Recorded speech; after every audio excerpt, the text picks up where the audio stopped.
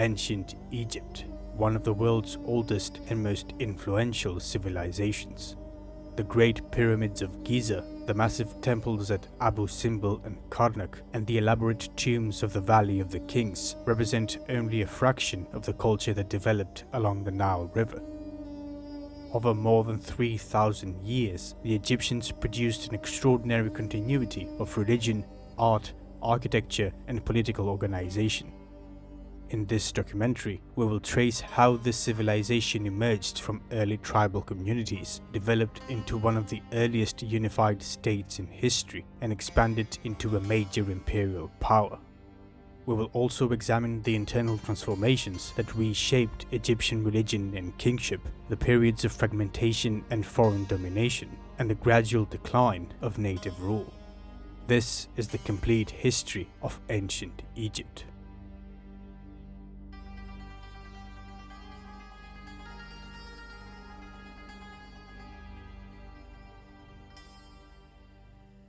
Egypt's landscape was defined by the mighty Nile River. Flowing over 4,000 miles from the highlands of East Africa to the Mediterranean Sea, the Nile was the lifeblood of the land, the axis around which every aspect of life revolved. The name Nile is Greek. The Egyptians called it Iteru or Itru, which simply means the river. Another Egyptian name was Hapi, the personified deity of the Nile. Even the name Egypt is Greek. The Egyptians called their country Kemet, meaning black land, referring to the fertile dark soil along the riverbanks. Another, more poetic name was Ta-Meri, the beloved land. In contrast, the surrounding deserts to the east and west were called Deshret, the red land. The Egyptians geographically divided their land into Upper and Lower Egypt. Lower Egypt was the northern region where the Nile spread into its great delta before reaching the sea, and was lower in elevation and downstream. Upper Egypt lay to the south at a higher elevation and upstream. Unlike the Tigris and Euphrates rivers in Mesopotamia, which could cause destructive floods or long periods of drought, the Nile provided a relatively steady water supply and predictable flooding. Each summer, the river overflowed its banks, depositing rich silt carried from the Ethiopian highlands. This natural cycle made the land extraordinarily fertile, with thick papyrus reeds and wild grains. In the far south, the Nile was broken by cataracts, shallow rocky stretches where boulders and small islands disrupted the flow and made navigation difficult, while in central and northern Egypt it flowed wide and calm. Scattered across the surrounding deserts were oases that allowed life to thrive beyond the river valley. Although agriculture began developing in the Near East as early as the 12th millennium BC, it was not adopted in Egypt until thousands of years later. During the late Neolithic period, communities of hunter-gatherers roamed the Nile Valley. They relied on game, fish, and wild plants for survival. Large herds of wild cattle, antelope, oryx, and gazelles sustained them, along with a variety of birds. Lions, giraffes, crocodiles, hippos, and even elephants roamed the region freely. One of the most fascinating archaeological sites from this era is Nabta Playa, located in the far south of Egypt. Today, it lies deep within the desert, but during the late Neolithic, it was a wetter and more habitable environment. The site was occupied from at least 8600 to 4400 BC. Archaeological discoveries there include pottery, stone arrowheads, and ostrich eggshells used as vessels. Most remarkable, however, is a circle of stone megaliths, the earliest known example of monumental construction in the region. The site also provides the earliest evidence of cattle burials, suggesting that these animals were already imbued with ritual meaning, a tradition that would later play a central role in Egyptian religious life. During the mid-6th millennium BC, agriculture began to spread in Egypt through the Levant. Domesticated seeds were imported, and animals such as sheep, goats, cows, pigs, and dogs were introduced. a clear regional distinction in lifestyles emerged between Upper and Lower Egypt. In the Nile Delta and the Fayoum Oasis, people established small villages and practiced farming, cultivating emmer wheat and barley. In contrast, Upper Egypt became mainly pastoral, with people herding goats, sheep, and cattle. The Nile River definitely contributed to the significant agricultural boom. Farmers in Lower Egypt relied on the Nile's natural annual floods, which deposited fertile silt and provided enough moisture for winter crops without irrigation. Fields were harvested in late spring and ready for the next flood by July. While overflooding was a risk, there was arguably no place in the world with more ideal conditions for agriculture. By 4500 BC, archaeological evidence shows that permanent settlements and agriculture existed in Upper Egypt. Communities continued herding, fishing, and hunting, but wheat and barley were increasingly cultivated.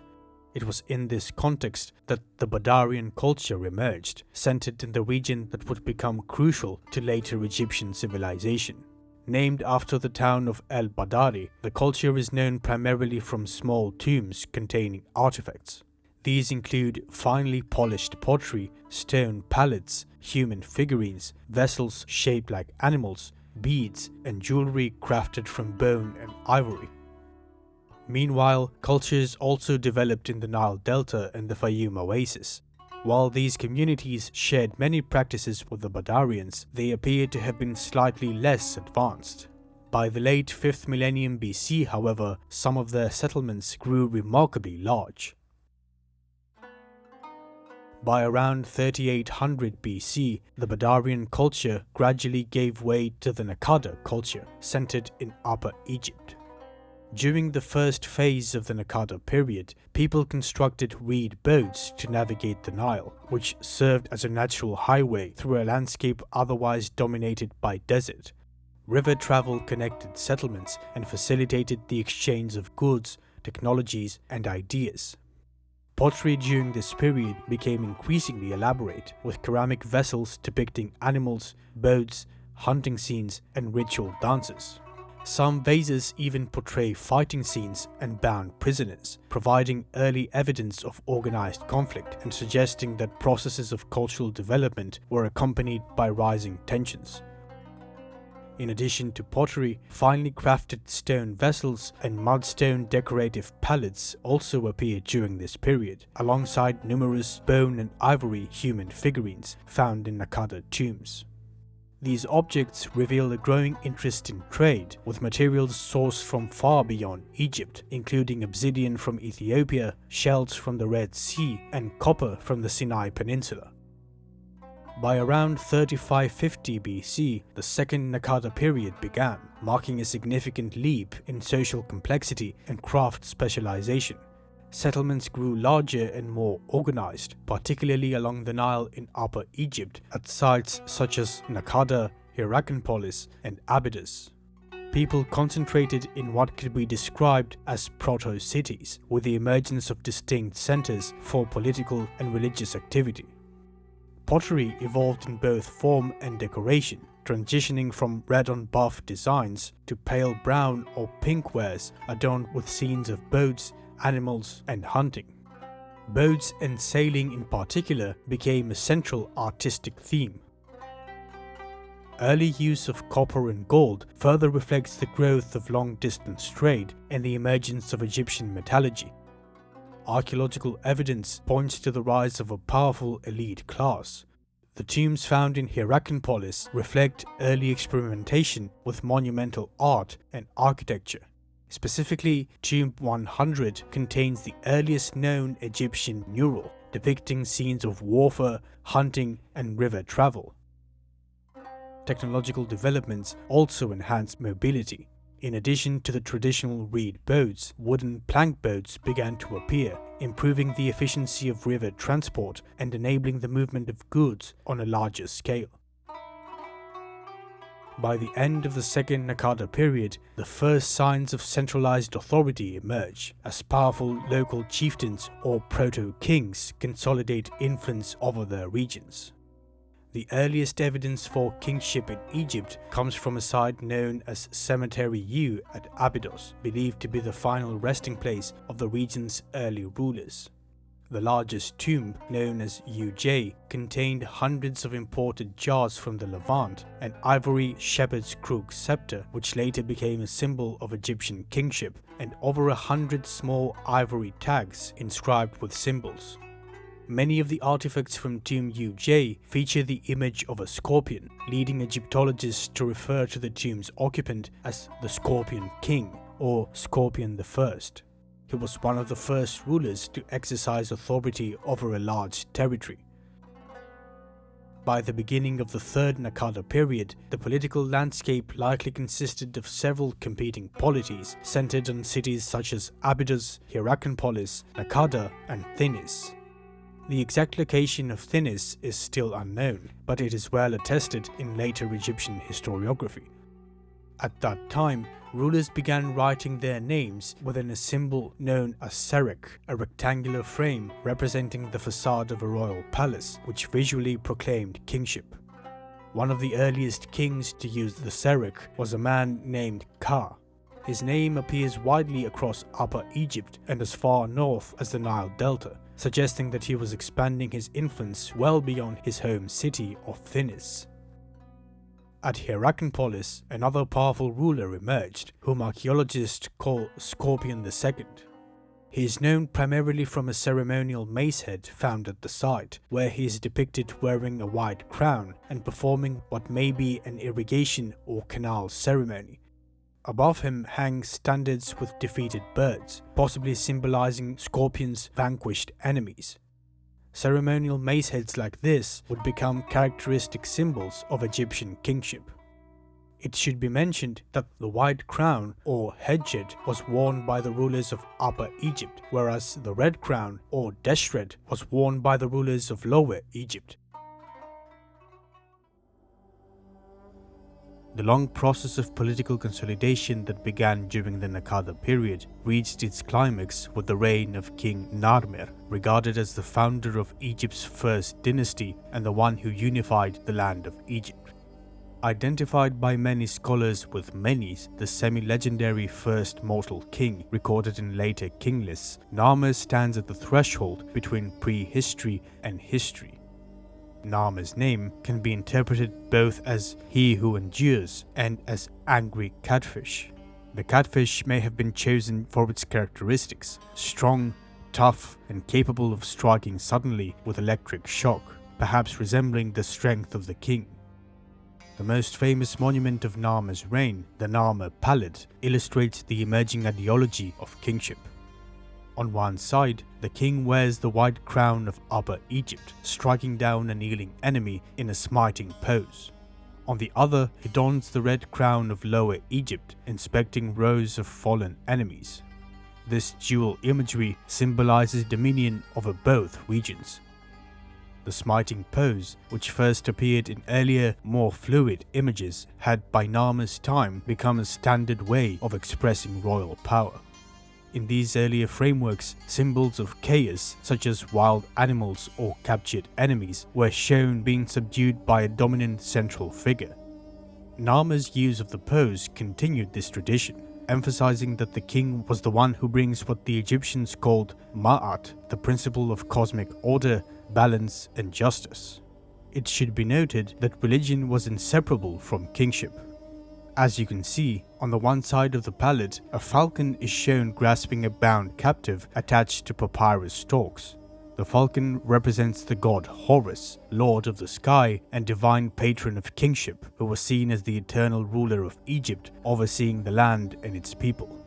Horus could appear either as a full falcon or as a man with a falcon head, and his main cult center was at Nekhen, which we introduced by its Greek name Hierakonpolis, the city of the falcons.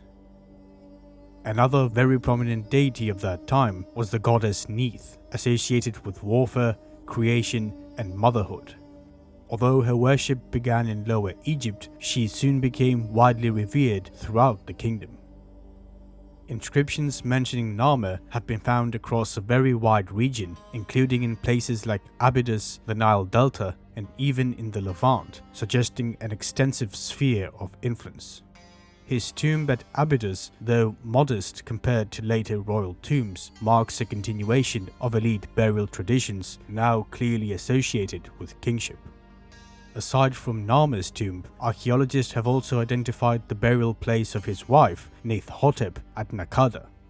Her tomb takes the form of a mastaba, a rectangular flat-roofed structure with sloping sides built of mud brick. Measuring approximately 50 by 25 meters, it ranks among the largest funerary monuments of its time. Narmer was followed by Aha, the fighter, also known as Horus Aha. Early in his reign, he shifted the political center northward by founding a new capital near the apex of the delta. The city, called Men-Nefer or Inebu Hej, is known today by its Greek name, Memphis. Strategically positioned between Upper and Lower Egypt, Memphis allowed tighter control over the delta region, which may not yet have been fully secure. It would go on to become one of the most enduring and influential cities in Egyptian history, remaining a central political and religious hub for nearly 3 millennia. Aha also initiated Egypt's earliest firmly attested foreign military campaigns, leading expeditions into Nubia and Libya. These raids brought back captives and great wealth, establishing a pattern of warfare and raiding that Egyptian kings would continue for centuries.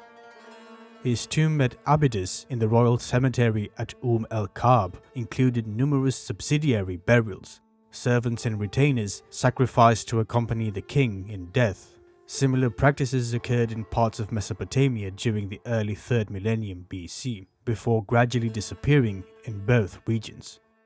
A second large funerary complex at Saqqara near Memphis is often interpreted as his cenotaph.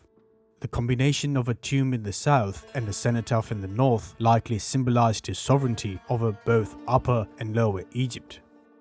Near his tomb at Abydos lay the burial of a woman named Benerib, Sweet of Heart, possibly one of his queens. Later tradition remembered Aha as a civilizing ruler and claimed that he died during a hippopotamus hunt. He was succeeded by his son, Jer, whose reign may have lasted several decades. Later sources remembered Jer as a physician king, and medical texts from much later periods were attributed to him. Jer conducted military expeditions eastward toward the Sinai Peninsula and the southern Levant, securing access to copper and key trade routes. Around Jer's tomb at Abydos, nearly 300 subsidiary graves were discovered. Jer was followed by Jet, whose name is written with the sign of a cobra, linking him to the serpent goddess Wadjet of the north. Details of Jer's rule are lost to us. He likely died while his heir Den was still a child. His funerary monuments continued established traditions, a royal tomb at Abydos and a cenotaph at Saqqara. After Jet's death, Queen Mer-Neith acted as regent, or possibly even ruled in her own right. That would make her the first attested queen in all of history. Her tomb at Abydos is royal in scale, and a large mastaba cenotaph at Saqqara has also been attributed to her, suggesting she held genuine authority. Once Den came of age, he took over the throne and presided over one of the most prosperous and well-documented reigns of the dynasty. He was the first king to adopt the title later rendered as King of Upper and Lower Egypt, symbolized by the sedge and the bee. And during his reign, the double crown, uniting the white and red crowns, became standard royal regalia. Administrative sophistication increased markedly under Den. One of his most significant achievements was the organization of a countrywide census, a grand counting of Egypt's population, livestock, and agricultural wealth.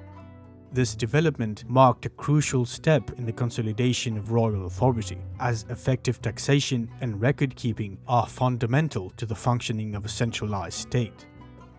The growing importance of administration went hand in hand with advances in writing. Hieroglyphic script, though still in its early stages, became an indispensable tool of governance. Elite officials flourished within this expanding bureaucracy. The Chancellor Hemmaka, for example, was buried in a vast mastaba at Saqqara filled with luxury goods, finely crafted stone vessels, and even one of the earliest surviving papyrus rolls. Den also conducted campaigns in the Sinai Peninsula, commemorated in inscriptions referring to the smiting of the East, and year labels from his reign record events such as ritual ceremonies, indicating a more structured and self-conscious state apparatus. Upon his death, he was buried in a magnificent tomb at Abydos. The reign of Anegib, Den's successor, appears less stable. Anegib introduced the royal epithet, the Two Lords, referring to Horus and the deity Sutek, or Set, the god of the desert, storms, and chaos. His tomb at Abydos included subsidiary burials, though on a reduced scale compared to earlier kings. After Anegib, the royal epithet the Two Ladies was also introduced, invoking the goddesses Nekhbet and Wadjet, protectresses of Upper and Lower Egypt. The next king, Samarkand, ruled for perhaps 9 years. Later sources describe a calamity during his reign, and evidence suggests he may have been a usurper or at least faced internal opposition. His name was omitted from some later king lists, and he erased that of Anegib from certain inscriptions. Unlike earlier rulers, no confirmed cenotaph at Saqqara has been found for him, possibly reflecting political instability. The dynasty concluded with Ka'a, who may have ruled for over 2 or 3 decades. Almost nothing is known about his reign. He was buried at Abydos, with the practice of subsidiary burials persisting into his reign, though they would soon disappear in the Second Dynasty. The transition from Egypt's First to Second Dynasty is complex and somewhat obscure, with archaeological evidence suggesting both continuity and subtle disruptions due to revolts that were vanquished. It should be noted that Egypt's Second Dynasty is the least documented out of all its dynasties. After the death of Ka'a, the throne passed to Hotep-Sekemwe. Hotep-Sekemwe's reign seems to have involved consolidating power and maintaining stability. The location of his tomb remains uncertain, but he was most likely buried at Saqqara, which indicates a shift away from the earlier First Dynasty burial traditions centered at Abydos. Hotep-Sekemwe was succeeded by Raneb or Nebra, whose name is the earliest known to incorporate the sun god Ra, signaling the growing prominence of solar worship in Egypt. Raneb was also probably buried in Saqqara. After Raneb came Ninetcher, a ruler who enjoyed a lengthy reign. He is associated with early royal sculpture, including what is considered the oldest known statue of an enthroned king. He presided over numerous religious festivals and conducted several censuses. Like his predecessors, Ninetcher was most likely buried at Saqqara. What followed after Ninetcher's death is one of the most mysterious and fascinating periods of Egyptian history. The historical record becomes increasingly fragmentary, but the surviving evidence suggests a struggle between the followers of the god Horus and those of the god Set, a conflict that may have arisen from multiple causes. Environmental factors may have contributed to the rise of tensions. Evidence indicates that the Nile floods had significantly diminished, reducing agricultural productivity and placing strain on state resources. Such conditions may have been interpreted as a sign of divine displeasure, perhaps understood as the growing power of Set embodied in the encroaching desert, punishing Egypt for neglecting him. In response, followers of Set may have sought to restore balance, though it remains unclear whether this took the form of popular uprisings, factional disputes within the royal court, or both. Regional dynamics may also have played a role. While Horus was venerated in cities such as Hierakonpolis and Abydos, Set had an important cult center at the city of Ombus in the south. If his cult there felt marginalized by royal policy, this could have fueled tensions and contributed to religious conflict. Although later mythology portrays Set as mischievous and power-hungry, during this period he may have been regarded as a necessary embodiment of chaos, an essential counterpart to Horus in maintaining cosmic balance. After several conflicts, a man named Sekhemib ascended the throne. Early in his reign, however, he adopted a new name, Sed-Peribsen, and made a radical change to his royal insignia. He replaced the traditional Horus falcon atop the Serach, a symbol of kingship since the reign of Aha, with the Set animal, emblem of the god Set. The Set animal itself is enigmatic. With a forked tail, long snout, and oddly shaped ears, it doesn't correspond to any real creature. Its deliberate strangeness may have been intended to evoke the unpredictable nature of Set. By changing both his name and his Serach, Peribsen made a public statement about the divine foundation of his rule, aligning his kingship with Set rather than Horus. Whether Peribsen himself was a devoted follower of Set or implemented these changes to appease Set's cult remains unknown. He also broke with the burial practices of earlier Second Dynasty rulers and was buried at Abydos alongside the First Dynasty kings, although his tomb was comparatively modest in size. After Peribsen, Kasekem ascended the throne, initially ruling only the region of Upper Egypt. Over time, he led campaigns northward, reconquering Lower Egypt and reuniting the country under his authority. Following these victories, he adopted the throne name Kasekemwi, meaning the two powers are reconciled in him. This name symbolized the reconciliation of the rival factions of Horus and Set, formally ending their conflict. He also incorporated the symbols of both deities into his Serach to emphasize this unity. Kasekemwi's reign saw significant innovation in art and monumental construction. Two statues depicting the king enthroned display remarkable craftsmanship. The king ruled for 18 years, and upon his death, he was buried in Abydos in a giant mud brick structure. Excavations of his tomb revealed numerous artifacts, including marble vases and limestone vessels topped with gold.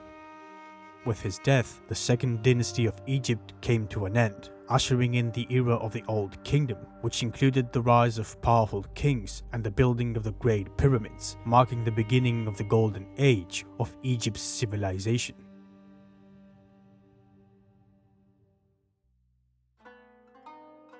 After the death of Kasekemwi, his son Necherched came to power, marking the transition from the Second to the Third Dynasty. You might be wondering, if it was his son who succeeded him, why is this considered a new dynasty? Egyptian history is traditionally divided by historians and archaeologists into periods: the early dynastic period, the old, middle and new kingdoms, as well as the intermediate periods that separate them. These kingdoms correspond to times when Egypt was an independent, unified state under a single ruler. The division into dynasties, on the other hand, comes primarily from Manetho, an Egyptian historian writing in the Ptolemaic period, centuries after the events he described. His system grouped kings into sequences that do not always reflect clear political breaks. Therefore, a new dynasty does not necessarily mean a disruption in royal succession. It is also important to note that while the Old Kingdom has left behind considerable archaeological evidence, much about the period remains uncertain. The exact dates and lengths of many reigns, as well as the precise order of kings, are sometimes unclear. In many cases, we rely on fragmentary inscriptions and later king lists, so while we have a general framework, many details remain sketchy. Necherched, later known as Djoser, ruled for around 20 years.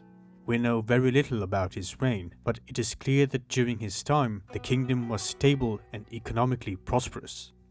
He extended Egypt's borders southwest into the Libyan desert and northeast into the Sinai Peninsula, sending expeditions to mine copper. What Djoser is best known for, however, is his tomb. Originally, Djoser's tomb was intended to be a mastaba, a rectangular mud brick structure characteristic of the earlier dynasties. But Imhotep, Djoser's chancellor, high priest and chief architect, had a revolutionary idea. Instead of mud brick, he proposed building the tomb in fine limestone, a material not previously used on such a scale. Once the initial mastaba was complete, Imhotep imagined adding another smaller mastaba on top of it, and then another smaller one above that, until the structure rose in 6 distinct layers. Thus, the first pyramid was created. While not a true pyramid in the geometric sense, it established the conceptual basis for the later development of smooth-sided pyramids. For its time, this design was extraordinary. It transformed a familiar form into something monumental, a stairway reaching toward the sky. The shape may have symbolized the primeval mound, the first hill of creation in Egyptian mythology from which life emerged, or served as a bridge to the imperishable stars, allowing the king to ascend to the realm of the divine. Beneath the pyramid, a network of tunnels and chambers stretches for nearly 6 kilometers. At its center lies the burial chamber, a vaulted structure built in 4 courses of finely dressed granite. The king's sarcophagus was placed here, but no mummy was found, as the tomb had been looted in antiquity. The ceiling was originally decorated with low-relief stars. Many of the tunnel walls are lined with blue faience tiles and also bear depictions of the king participating in the Hebset festival, which celebrated the rejuvenation of royal power. Beyond the central chamber, the other galleries held the remains of several members of the royal family, as well as the king's grave goods. Over 40,000 stone vessels were discovered, many of which had belonged to the kings of earlier dynasties. Surrounding the pyramid was a massive wall of finely dressed Tura limestone. Inside, courts, chapels and other buildings were laid out to mirror the royal palace, providing spaces for various ceremonies. To the southern edge lay the south tomb, a mastaba with an underground chamber intended for the king's ka, an aspect of the soul in Egyptian belief which required a dwelling and offerings in the afterlife. To the north of the pyramid stood the mortuary temple, alongside the serdab, a small enclosed chamber housing a magnificent life-size statue of Djoser, through which his spirit could observe and receive the ongoing rituals. Constructing Djoser's pyramid complex was a colossal undertaking. Imhotep oversaw the quarrying, dressing and placement of millions of tons of fine limestone. Craftsmen worked with copper chisels, stone hammers and wooden sledges to cut and move the blocks, while the pyramid tunnels were carved directly into the hard bedrock, an extraordinary feat given the tools of the time. Approximately 120 tons of limestone had to be handled daily to complete the pyramid within Djoser's 19-year reign. Imhotep's genius is evident in every aspect of the complex. He solved unprecedented architectural problems and created a monument that has endured for over 4.5 millennia. So remarkable was his achievement that he was later deified as a god of architecture and medicine and regarded as a son of Ptah, the patron of craftsmen. After Djoser, the Third Dynasty saw a series of rulers whose reigns were often brief and whose monuments are far less well known. Sekhemkhet, perhaps Djoser's son or younger brother, ruled for 6 to 7 years. He began building a pyramid at Saqqara, sometimes called the Buried Pyramid, but it remained unfinished due to his early death. When the underground burial chamber was discovered in the 1950s, it was still sealed.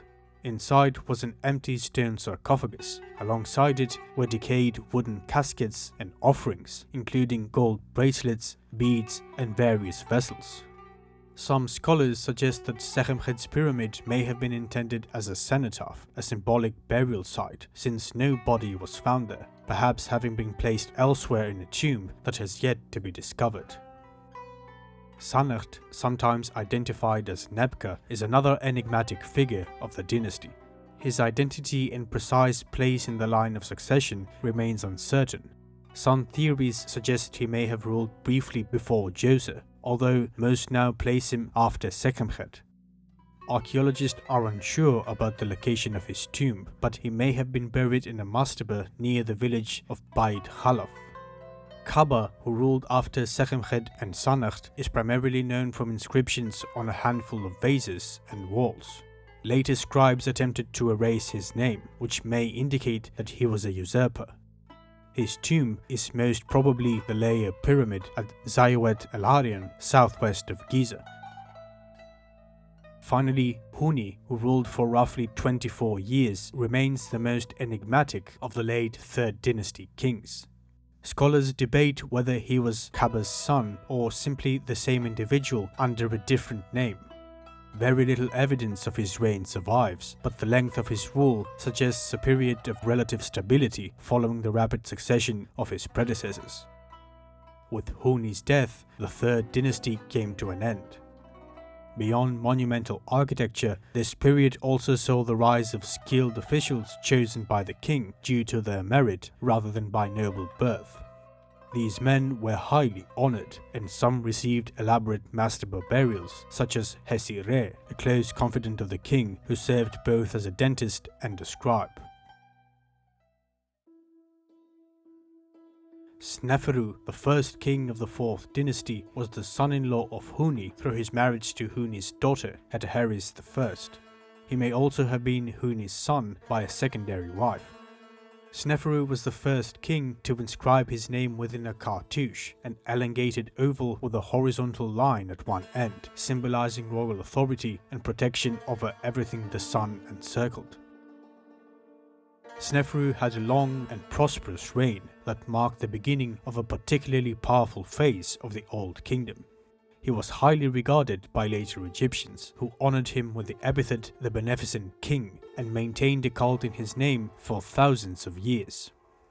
During his rule, expeditions were sent into the Sinai Peninsula to mine copper and turquoise.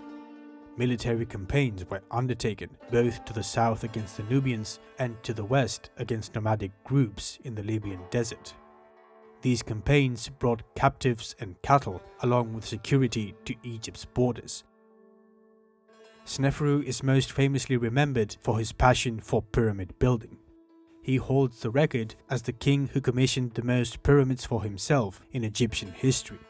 Under his reign, the stepped pyramid of the Third Dynasty gradually gave way to the smooth-sided or true pyramid. This transformation was not immediate but the result of large-scale experimentation. Architects under Sneferu tested innovative designs and construction techniques, and through trial and error ultimately perfected the form that would define the pyramids of the Old Kingdom. The earliest of these projects was the Meidum Pyramid. Located south of Memphis on the edge of the Fayum region, it appears to have begun as a traditional step pyramid that was later modified to create smooth outer faces. However, serious structural problems arose. The outer casing stones were poorly bonded to the inner core, and parts of the outer layers were built on unstable ground. At some point, large portions of the pyramid collapsed, and so the project was abandoned. Sneferu then turned his attention to a new site, at Dashur, where he began another pyramid. But the monument was built on unstable ground, and as the construction progressed, to reduce the risk of collapse, the upper portion of the pyramid was built at a much shallower angle. This change produced the distinctive appearance that gives the pyramid its modern name, the Bent Pyramid. Although the building did not collapse thanks to the structural changes and the addition of large wooden beams to hold the walls, it was eventually abandoned as Sneferu moved on to build his third and final pyramid. Unlike the earlier experiments, the final pyramid rises at a consistent moderate angle, giving the structure greater stability and allowing it to be completed without structural problems. The monument is known today as the Red Pyramid due to the reddish hue of the exposed limestone blocks. However, in antiquity it would have looked very different as it was originally covered in polished white Tura limestone casing stones. These stones were later removed during the medieval period to build the city of Cairo, exposing the color that is visible today. Inside the Red Pyramid, a long descending passage leads to two large chambers at ground level, both covered by high cobalt ceilings.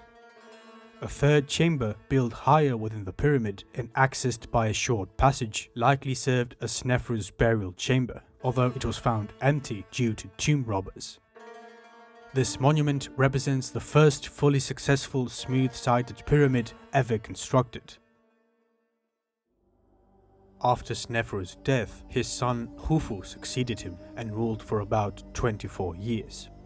While later sources often portray him as a harsh ruler or tyrant, contemporary records do not suggest such a thing. Judging by the fact that a cult dedicated to him lasted for over 1,000 years after his death, he was likely well regarded by the people. Khufu is best known for commissioning his tomb, the greatest pyramid in history. He moved the royal necropolis from Dashur to Giza, which would become the principal burial ground of the Fourth Dynasty. The Great Pyramid of Giza represents the pinnacle of Egyptian architectural achievement. Its construction was an extraordinary feat of planning, mathematics and organization completed in about 20 years. Approximately 6 million tons of stone cut from the Mokattam Hills were transported, shaped and positioned course by course. The exterior, once encased in gleaming white Tura limestone, would have reflected the sun. However, like the Red Pyramid and later pyramids, this casing was stripped away during the medieval period to build the city of Cairo. At its summit, the pyramid was likely crowned with a capstone, possibly sheathed in electrum, an alloy of gold and silver. The Great Pyramid's height originally stood at 146.6 meters, making it the tallest structure in the world until the building of the Eiffel Tower at the end of the 19th century.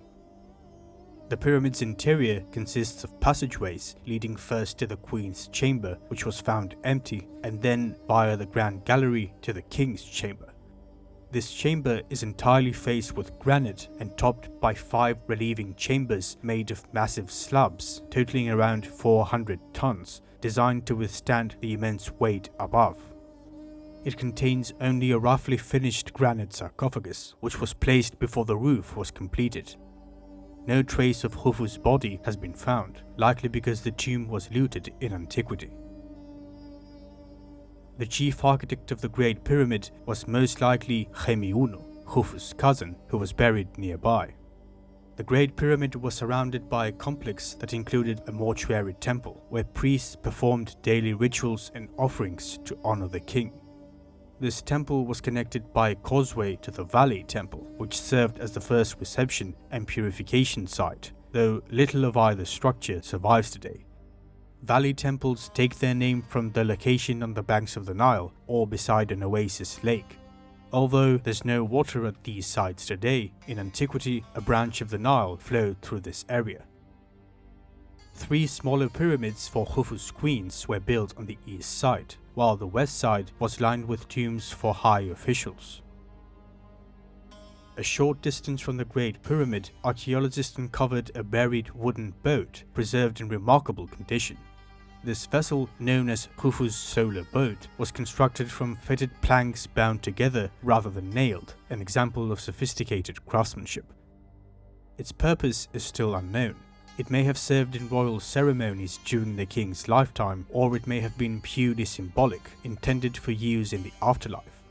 In Egyptian belief, the sun god Ra journeyed across the sky by day and through the underworld by night in a sacred boat. The king, in death, was thought to join him on this eternal voyage. The survival of this vessel after more than 4,000 years makes it one of the most extraordinary finds of the Old Kingdom.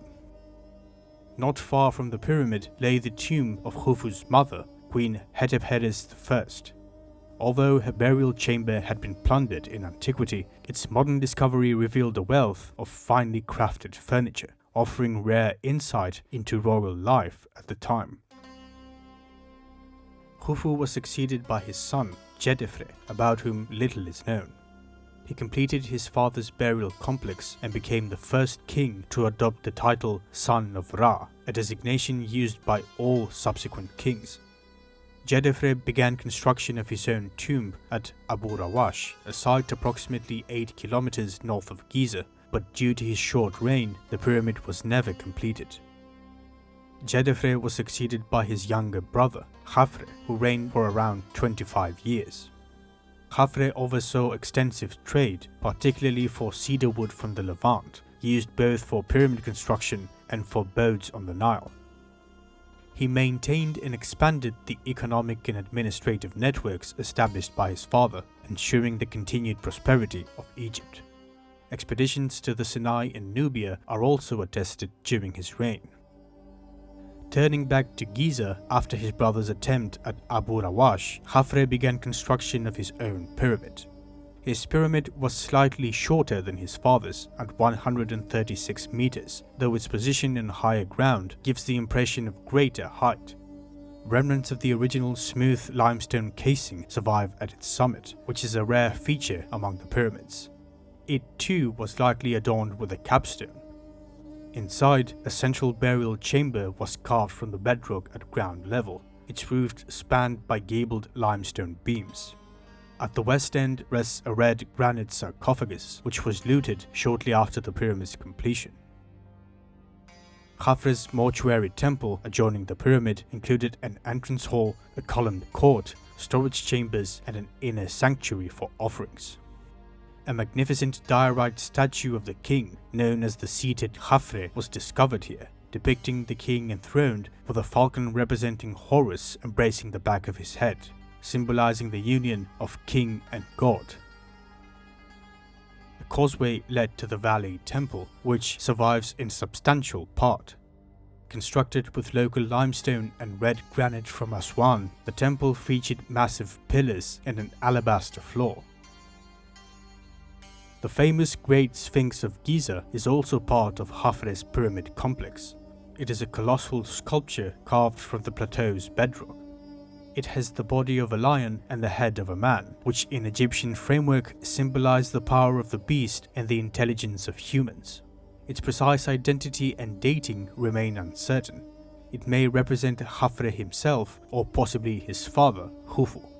Nonetheless, it is considered the largest portrait of a king in the world. The Sphinx was originally painted in vivid yellow, red and blue, and once bore a ceremonial false beard, a traditional symbol of Egyptian kingship. Khafre was succeeded by his son, Menkaure, who ruled for an uncertain period, possibly between 18 and 28 years. Menkaure is best remembered for commissioning the last of the Great Pyramids at Giza, though it was his son and successor, Shepseskaf, who ultimately completed the monument. The pyramid reached a height of 65 meters. Despite its smaller size, Menkaure's pyramid was constructed with particularly luxurious materials. The lower courses of the outer casing were made from red granite from Aswan, while the upper courses were finished in fine white Tura limestone, giving the pyramid a distinctive appearance, half red at the base and half white at the top. Inside the burial chamber was a lidless basalt sarcophagus, intended to be transported by boat from Egypt to Britain, but it was lost in a shipwreck along the way. A wooden coffin, added much later during the 7th or 6th centuries BC, was also found within the chamber. The northern side of the pyramid shows visible damage from an attempted demolition by Cairo's Ayyubid rulers in the 12th century AD. South of Menkaure's pyramid stood 3 smaller satellite pyramids, each with its own substructures and associated temples.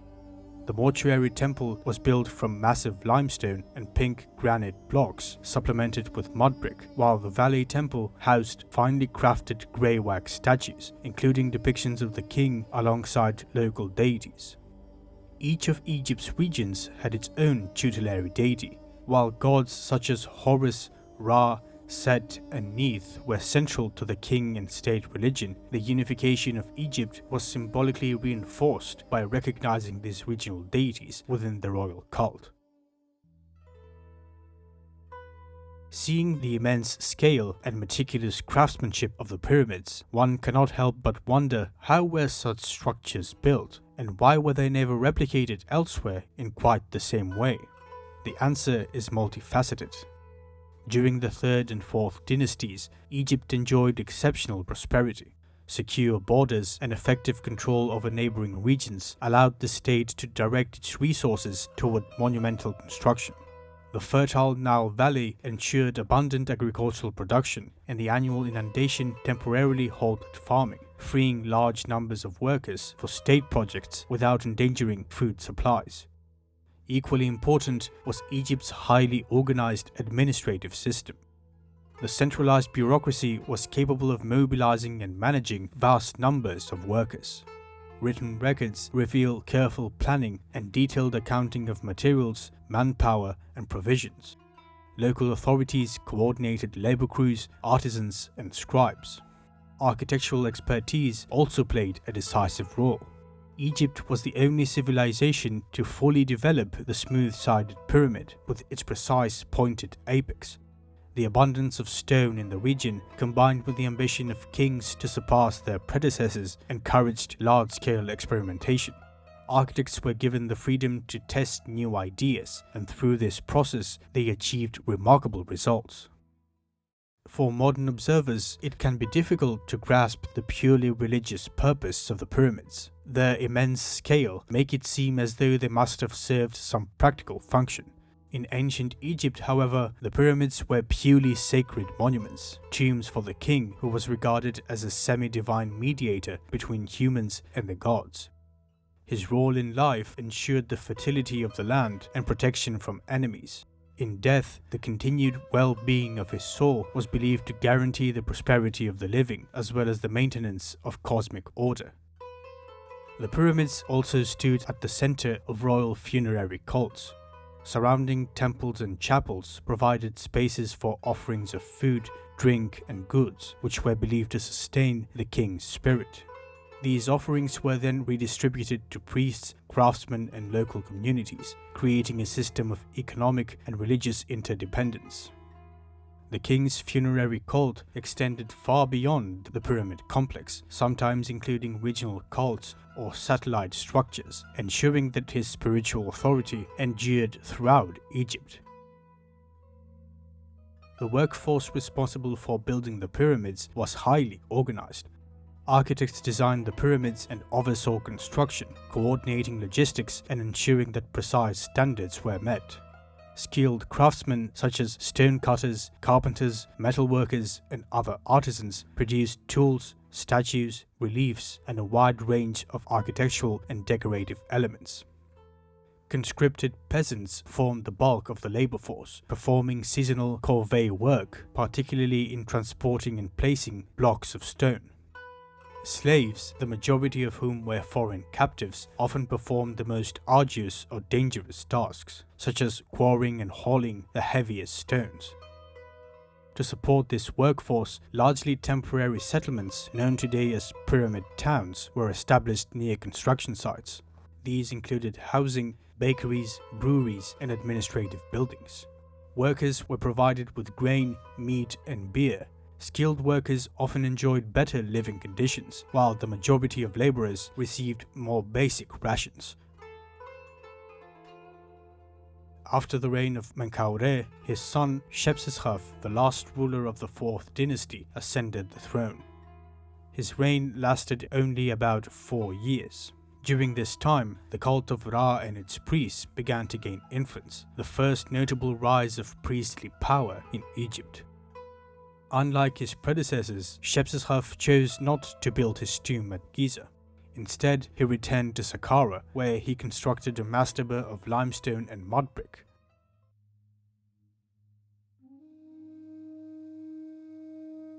The Fifth Dynasty was established by a man known as Userkaf. The origins of Userkaf are uncertain. He may have belonged to a minor branch of the Fourth Dynasty, or he could have been a high official who married a royal princess, becoming king due to the lack of male heirs. Userkaf reigned for approximately 7 years, though very little is known about his rule. The rulers of the Fifth Dynasty are often called the Sun Kings because of their reverence for the sun god Ra, who is also known as Re. To honor their deity, at least 6 sun temples were constructed during the dynasty, beginning with Userkaf, who built his temple at the site of Abu Sir. For his tomb, Userkaf built a pyramid at Saqqara, accompanied by a mortuary complex and a pyramid for his queen. Most of the stones from the site have been looted, leaving only few remains visible today. Userkaf was succeeded by his son, Sahure, who reigned for 23 years. Sahure led punitive expeditions against Libyan chieftains to the west and nomadic groups to the east, while maintaining extensive trade with the Levant, particularly to import cedar wood for the construction of ships. He also organized an expedition to the faraway land of Punt, acquiring exotic goods such as myrrh and malachite.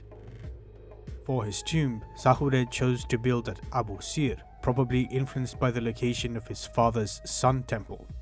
His pyramid was small and poorly built, but his mortuary temple was the most sophisticated yet, setting a layout that would be followed until the end of the Old Kingdom. The temple's corridors were adorned with numerous intricate reliefs. Its architects also introduced palmiform columns with capitals shaped like palm leaves, which would become a hallmark of Egyptian architecture. Sahure was succeeded by his son, Neferirkare Kakai, who ruled for approximately a decade. Several elaborate mastabas of officials dated to his reign contain inscriptions in hieroglyphs detailing their biographies.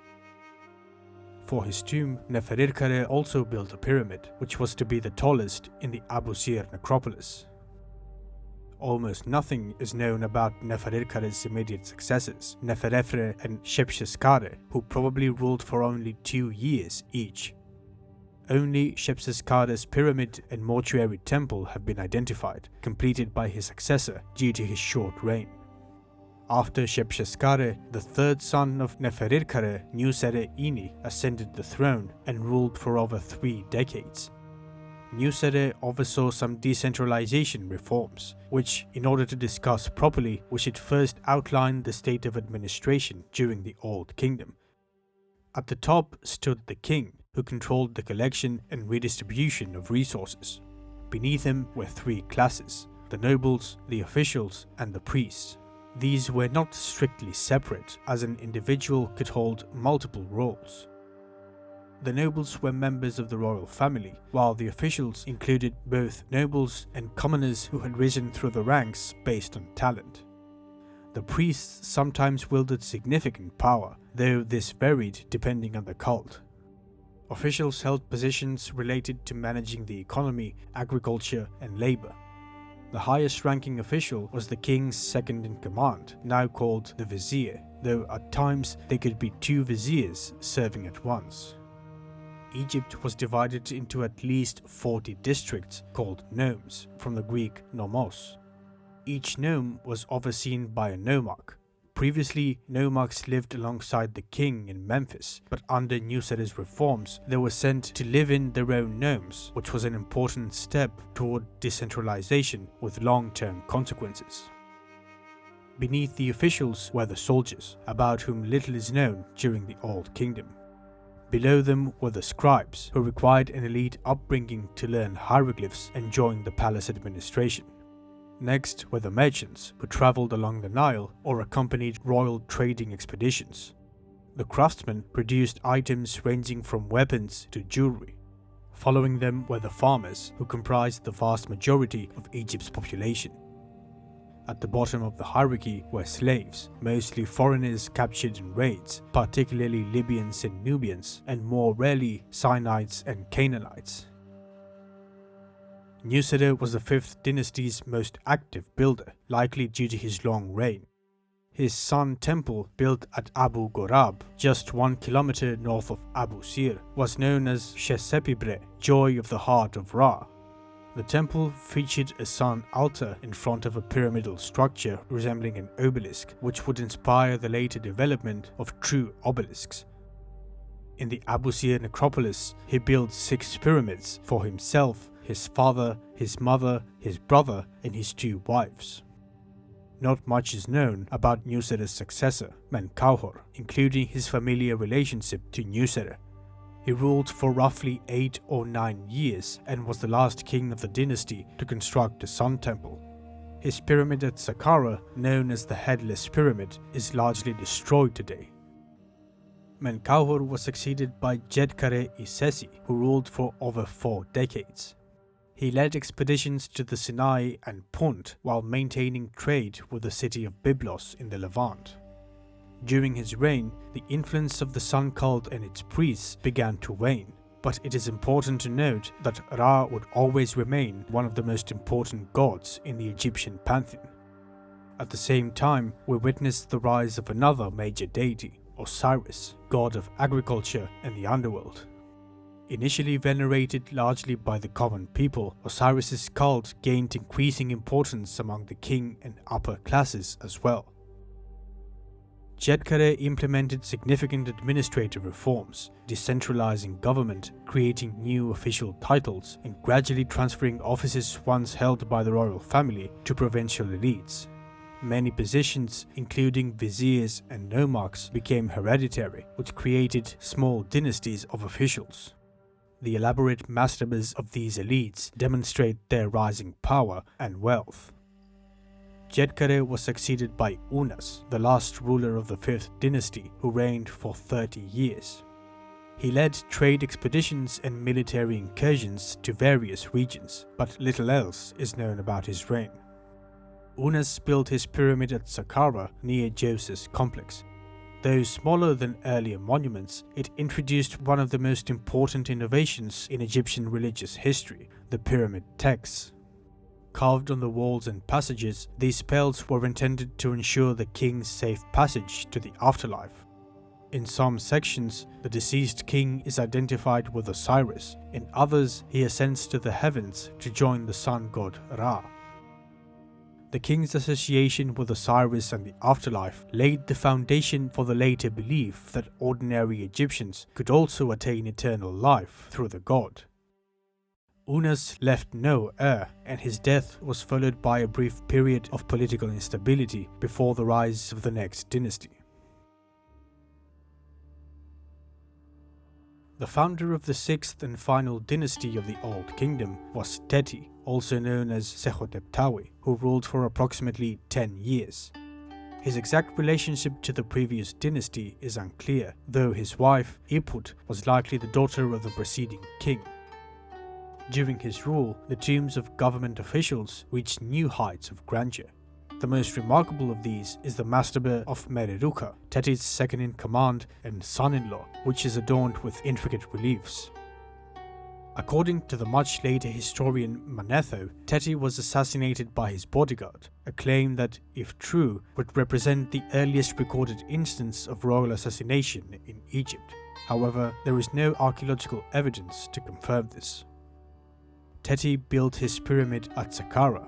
Although largely ruined today, the burial chamber was discovered relatively intact, featuring a basalt sarcophagus, a ceiling decorated with white stars on a black background, and pyramid texts covering the walls.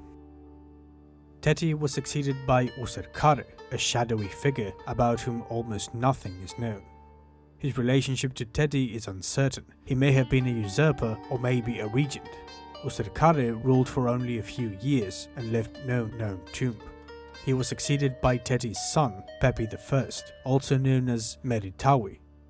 Pepi ruled for 35 to 40 years, one of the longest reigns of the Old Kingdom. He maintained trade relations with foreign lands and led military expeditions further into Nubia to establish Egyptian influence and gain access to Nubian gold. An inscription in the tomb of the court official Weni recounts that Pepi narrowly escaped assassination as part of a conspiracy involving one of his wives. Pepi built a pyramid at Saqqara, although little of it survives today. He was succeeded by his son Merenre Nemtiemsaf I, who ruled for roughly 5 years. Like his father, he led expeditions into Nubia and constructed a pyramid at Saqqara. The throne passed to his son, Pepi II Neferkare, who was still a child during that time.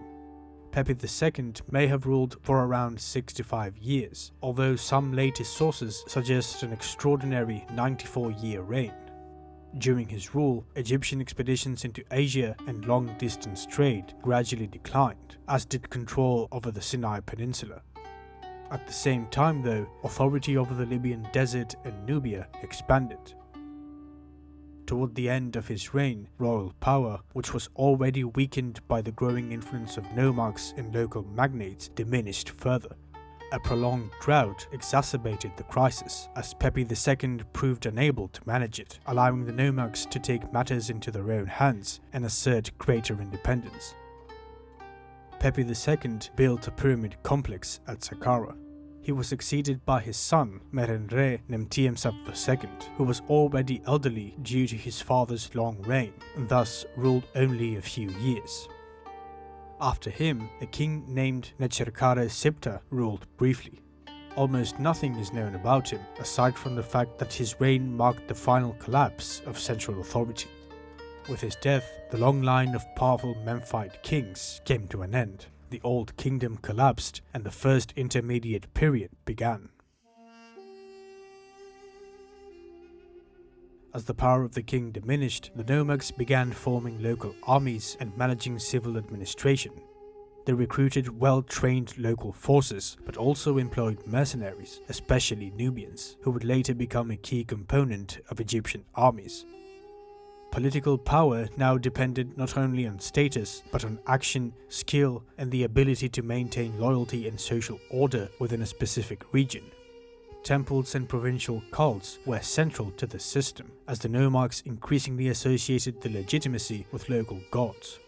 In the northern Nile Valley, the collapse of central power gave rise to Heracleopolis as a center of authority. Heracleopolis is the Greek name for the city of Khenennesut. The rulers of this city, commonly referred to as the 9th and 10th dynasties, claimed continuity with the Old Kingdom. Beginning with a king named Heti, the Heracleopolitan monarchs governed the Memphite and Fayum regions, relying heavily on provincial aristocrats to administer their nomes. Although Heracleopolis maintained the central trappings of kingship, there is little evidence that its rulers could project consistent military or administrative power across the region. Their monuments were modest compared to those of earlier dynasties. Additionally, the Nile Delta was likely subject to incursions by peoples from Asia during this period. In the south, the city of Thebes, or Waset, gradually emerged as a rival power. Intef I, a nomarch and overseer of priests, established a new dynasty and began consolidating control over neighboring nomes. His successor, Wanak Intef II, expanded Theban influence through military campaigns northward, capturing Abydos and securing a firm power base.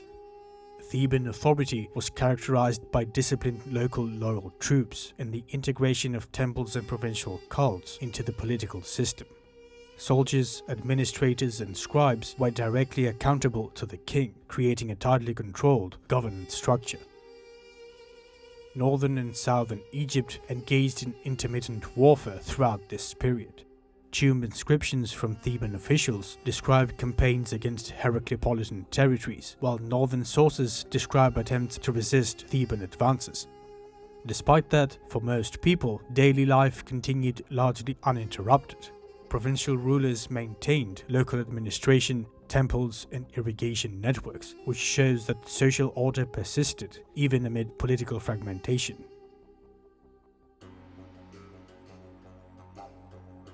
Thebes began expanding northwards during the reign of Intef II, and the territories he acquired were secured by his son, Intef III. Around 2055 BC, Intef III was succeeded by his son, Mentuhotep II. His name, also spelled as Montuhotep, means Montu is pleased. Montu was a falcon-headed god of war prominent in Thebes and the patron deity of the 11th Dynasty. Mentuhotep ruled a stable kingdom, but war was brewing and tensions were rising across Egypt. During the 14th year of his reign, he brutally suppressed a rebellion and then turned northwards, launching a campaign into Lower Egypt. Some nomes loyal to Heracleopolis switched sides, while others resisted and were subjugated, until Mentuhotep entered Heracleopolis itself and overthrew the 10th dynasty. Evidence shows that during the sack of the city, even the royal tombs were desecrated. With little resistance remaining, Mentuhotep II extended his authority over Lower Egypt, finally reuniting the two lands around 2040 BC, marking the end of the First Intermediate Period and the beginning of the Middle Kingdom. Although victorious, Mentuhotep still faced the challenge of consolidating his rule, as unrest appears to have lingered in parts of Egypt. This unrest stemmed from the discontent of the nomarchs, the provincial governors who had developed substantial independence during the First Intermediate Period and now faced the reimposition of centralized control.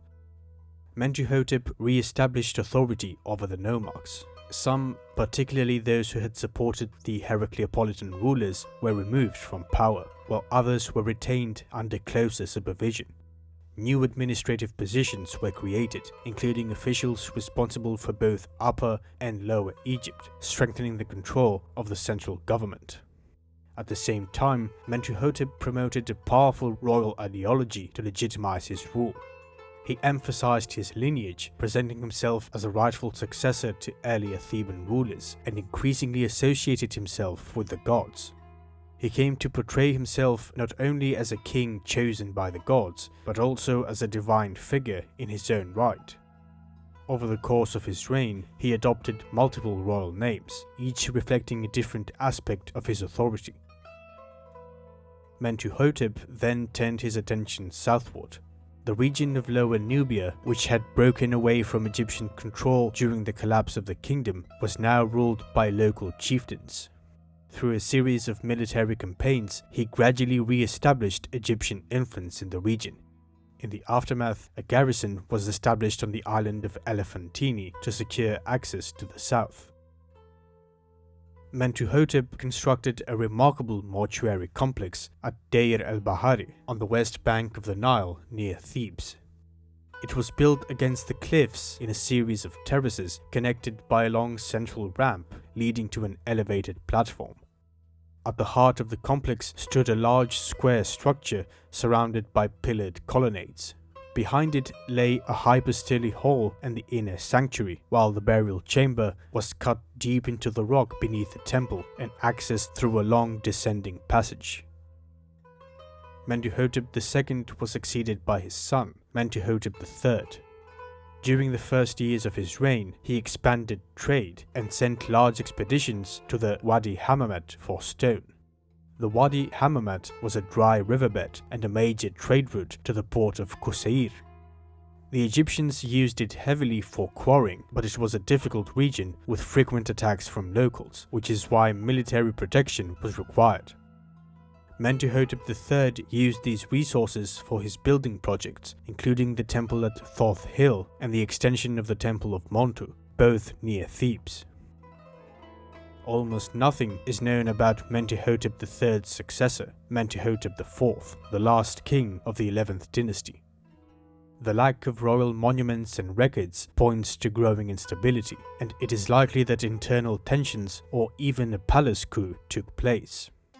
Ultimately, in 1985 BC, Amenemhat, Mentuhotep's vizier, seized the throne, founding the 12th Dynasty and restoring central authority, ushering in the golden age of the Middle Kingdom. After becoming king, Amenemhat and his court left Thebes and established a new capital, Amenemhat Ichtawi, meaning Amenemhat seizes the two lands, usually shortened to Ichtawi. Although the city has not yet been discovered, it was most likely located near the Fayum region. The new capital served several purposes. From there, Amenemhat could more effectively control both Upper and Lower Egypt, particularly the Nile Delta, which was unstable due to small incursions by Asiatic groups. At the same time, moving the capital helped reduce the influence of powerful Theban officials, allowing Amenemhat to surround himself with more loyal administrators. This move formed part of a broader policy aimed at weakening the power of the provincial nomarchs and reasserting royal control through officials directly dependent on the king. Its proximity to Memphis, Egypt's largest population center, was also strategically advantageous. Amenemhat led a campaign against the Asiatic raiders in the Nile Delta and constructed a great wall along Egypt's northeastern frontier. He also launched military expeditions into Lower Nubia and the Libyan desert. These were led by his son, Senusret, who had been appointed co-regent about 20 years into his father's reign. This system of co-regency helped secure the succession and strengthen the stability of the dynasty, a practice that would be adopted by all subsequent kings. Amenemhet's reign was, by all accounts, a prosperous period for Egypt. Stability was firmly re-established under the new dynasty, bringing an end to internal conflicts. Most importantly, wealth increased, even among ordinary Egyptians, largely due to expanded agricultural production made possible by this stability. Despite this prosperity, Amenemhet's reign did not end auspiciously. Around the 30th year of his rule, he was assassinated by his own bodyguards in his bedchamber. Whether the assassination was the result of a wider palace conspiracy or the independent actions of his guards remains unknown. What is certain is that the king was killed while his son and co-ruler was away on campaign in Libya. This event would have been deeply shocking to the Egyptians, for the king was regarded as a divine figure protected by the gods and responsible for maintaining cosmic order. It was during this period that two of the most famous works of ancient Egyptian literature were composed. The first is the tale of Sinuhe, which recounts the story of an Egyptian official who served Amenemhat I and accompanied his son on the Libyan campaign. Upon learning of the king's assassination, Sinuhe panicked, overwhelmed by fear of the instability that might follow, and fled. He wandered through foreign lands and eventually found refuge in the Near East, where he was welcomed by a local ruler. Over time, he rose to prominence, married into a powerful nomadic family, and lived a life of wealth and respect, fathering many children. Yet, despite this success abroad, he became deeply homesick. In his later years, he wrote to King Senusret, expressing his desire to return to Egypt. His request was granted, and he was received with honor and ultimately given a proper Egyptian burial. The second notable work from this period is the Teachings of Amenemhat. This text, both political and literary in nature, is presented as a speech by Amenemhat I addressed to his son and successor, Senusret. Framed as advice from beyond the grave, the king recounts the circumstances of the assassination, describing how he was attacked at night by those closest to him. This betrayal forms the central lesson of the text. Amenemhat warns his son not to trust anyone and portrays kingship as a position requiring constant vigilance, where danger may arise from within as much as from external enemies. Gather yourself against dependents, nothing come of it. Anyone puts their heart in the direction of their fear. Never approach them alone. Trust none as brother. Make no friend. Create no intimates. It is worthless. In sleep, guard your heart yourself, for a man has no servants on the day of woe. I gave to the destitute and raised up the orphan. I promoted the man with nothing as much as the man of means. The very eater of my bread made the uprising. The one to whom I gave alms was creating fear from it. The one clothed in my fine linen was looking at me as if in rags. The one anointed with myrrh was as one who poured lowly water. At the same time, the work emphasizes the importance of strong leadership and recounts several of the king's achievements. Its tone is notably cynical, and it may have been written as a justification for the ruthlessness that future kings of the dynasty might display. For his tomb, Amenemhat resumed the construction of pyramids, consciously emulating the traditions of the Old Kingdom rulers. His pyramid complex was built near the modern village of El-Lisht, close to Cairo. Unlike the pyramids of the Old Kingdom, however, his structure had a mud brick core reinforced with small limestone blocks, many of which were reused from earlier monuments, and was encased in fine white Tura limestone. The interior of the pyramid has not been fully explored, as the passageways and burial chamber are now flooded with groundwater. Senusret I had a long and prosperous reign. One of his foremost concerns was securing Egypt's southern frontier. He launched two major campaigns into Lower Nubia, and his armies advanced as far south as the Second Cataract, establishing massive forts. These forts, built at strategic points, controlled river traffic and served as collection points for tribute and taxes. Senusret's campaigns transformed Lower Nubia into a formal Egyptian province. With the strong presence of the army, the Egyptians were able to more easily acquire the riches of the region, such as gold, amethyst, turquoise, and copper. Senusret also sought to assert his authority across Egypt through monumental construction. In Heliopolis, he erected a pair of massive red granite obelisks, one of which still stands today.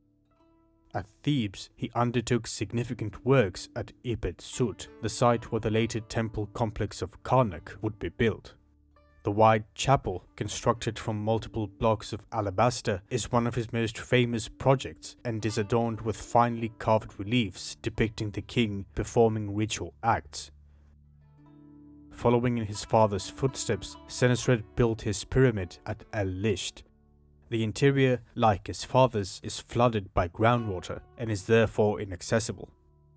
The surrounding complex included a mortuary temple, a central courtyard, and 9 smaller pyramids for his queens. A limestone causeway lined with statues connected the mortuary temple to a public temple outside the enclosure. After the death of Senusret, his son Amenemhat II succeeded him and enjoyed an equally long reign. During his rule, he sent mining expeditions into the Sinai Peninsula. There was also extensive trade with the peoples of the Levant, although conflicts occurred as well, since the region was divided into independent city-states, each maintaining different relations with Egypt. For his tomb, Amenemhat II chose to build a pyramid at Dashur, the site of Sneferu's Red Pyramid from the Fourth Dynasty. Known as the White Pyramid, little of it survives today. He was succeeded by his son, Senusret II, who ruled during a time of stability with no evidence of military campaigns. During his reign, trade with the Near East was expanded even further. His most important achievement was the large-scale development of the Fayum region, where he oversaw an ambitious irrigation project that reshaped the landscape. Through the construction of dikes and a network of canals, excess Nile water was redirected into the region, resulting in a significant expansion of agricultural production. For his tomb, Senusret II built a pyramid at El Lahun, near the entrance to the Fayum. The pyramid was constructed with a mud brick core, supported by a framework of limestone cross walls, and was then encased in fine limestone. He was succeeded by his son, Senusret III, who was later remembered as a great warrior. Contemporary records indicate that he led 5 campaigns into Lower Nubia against rebelling populations. These revolts were brutally suppressed. The king set up stelae on fortresses and along the southern border to commemorate his victories and warn the Nubians. One of these recounts the following. His Majesty established the southern border at He. I established my border further south than my forefathers. I added to what was bequeathed to me. I am a king who speaks and acts. I make happen what I conceive. Eager to seize, hasty to succeed, in whose heart a matter doesn't slumber, anticipating inferiors, suppressing mercy, merciless to the enemy who attacks him, who attacks one who would attack, who is silent when one is silent, who replies to a matter as befits it. For to be idle after an attack is to strengthen the heart of the enemy. Aggression is valor and retreat is cowardice. Who is driven from his border is truly a coward, for the Nubian listens to the word of mouth. Answering him is making him retreat. If one acts aggressively towards him, he turns his back. Retreat, and he will take occasion to act aggressively, for they are not respectable people, they are wretches with broken spirits. Senusret III also led an expedition against cities in the Levant, from which he brought many captives back to Egypt. The king attempted to further centralize power with varying degrees of success. An interesting aspect of Senusret III is the various statues that have been found, many of which depict the king with weary features and in old age. This contrasts with earlier depictions of kings, which emphasized strength and youthfulness. Elements of this new artistic style would continue in later periods. For his tomb, Senusret III built a pyramid at Dashur, the largest of the 12th dynasty. The complex included several mastabas and pyramids for members of his immediate family, as well as a mortuary temple. Within the complex, 4 funerary boats have been excavated. Senusret III was succeeded by his only child, Amenemhat III, who enjoyed a prosperous reign.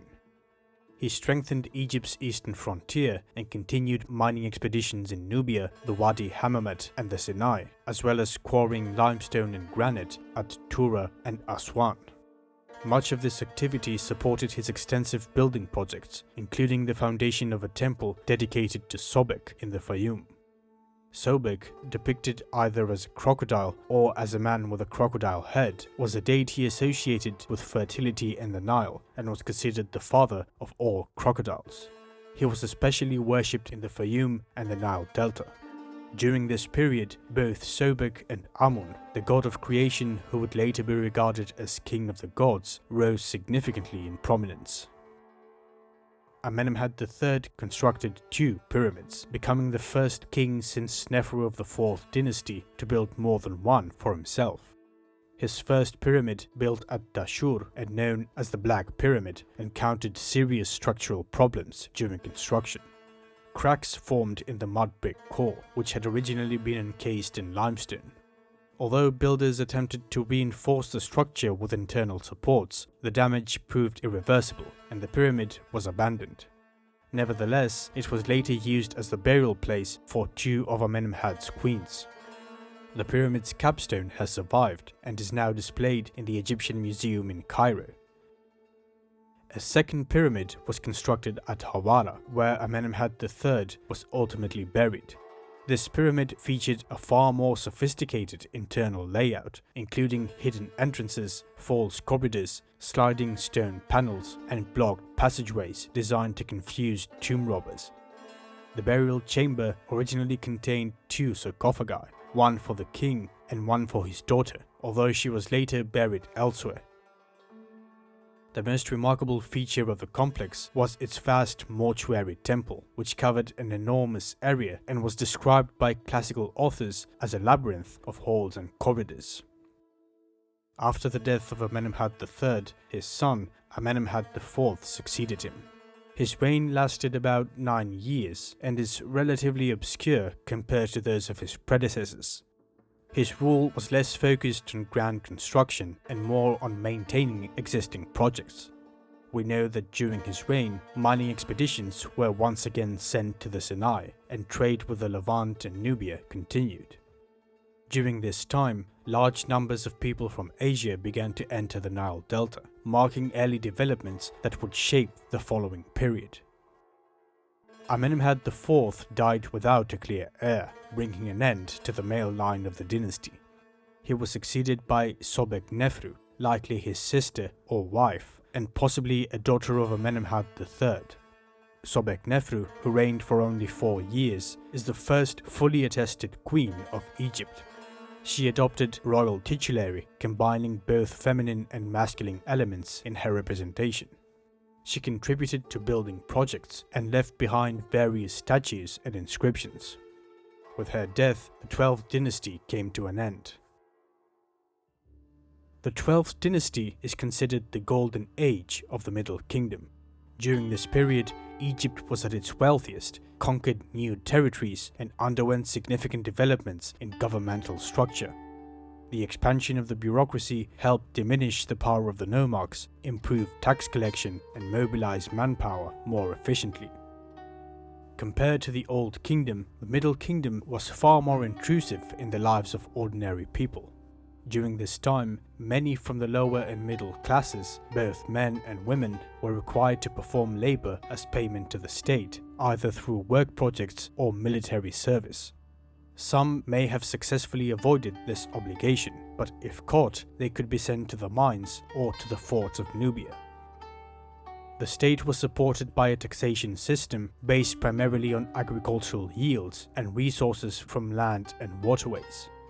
Certain institutions, particularly temples and religious foundations, could receive partial or full tax exemptions by royal decree.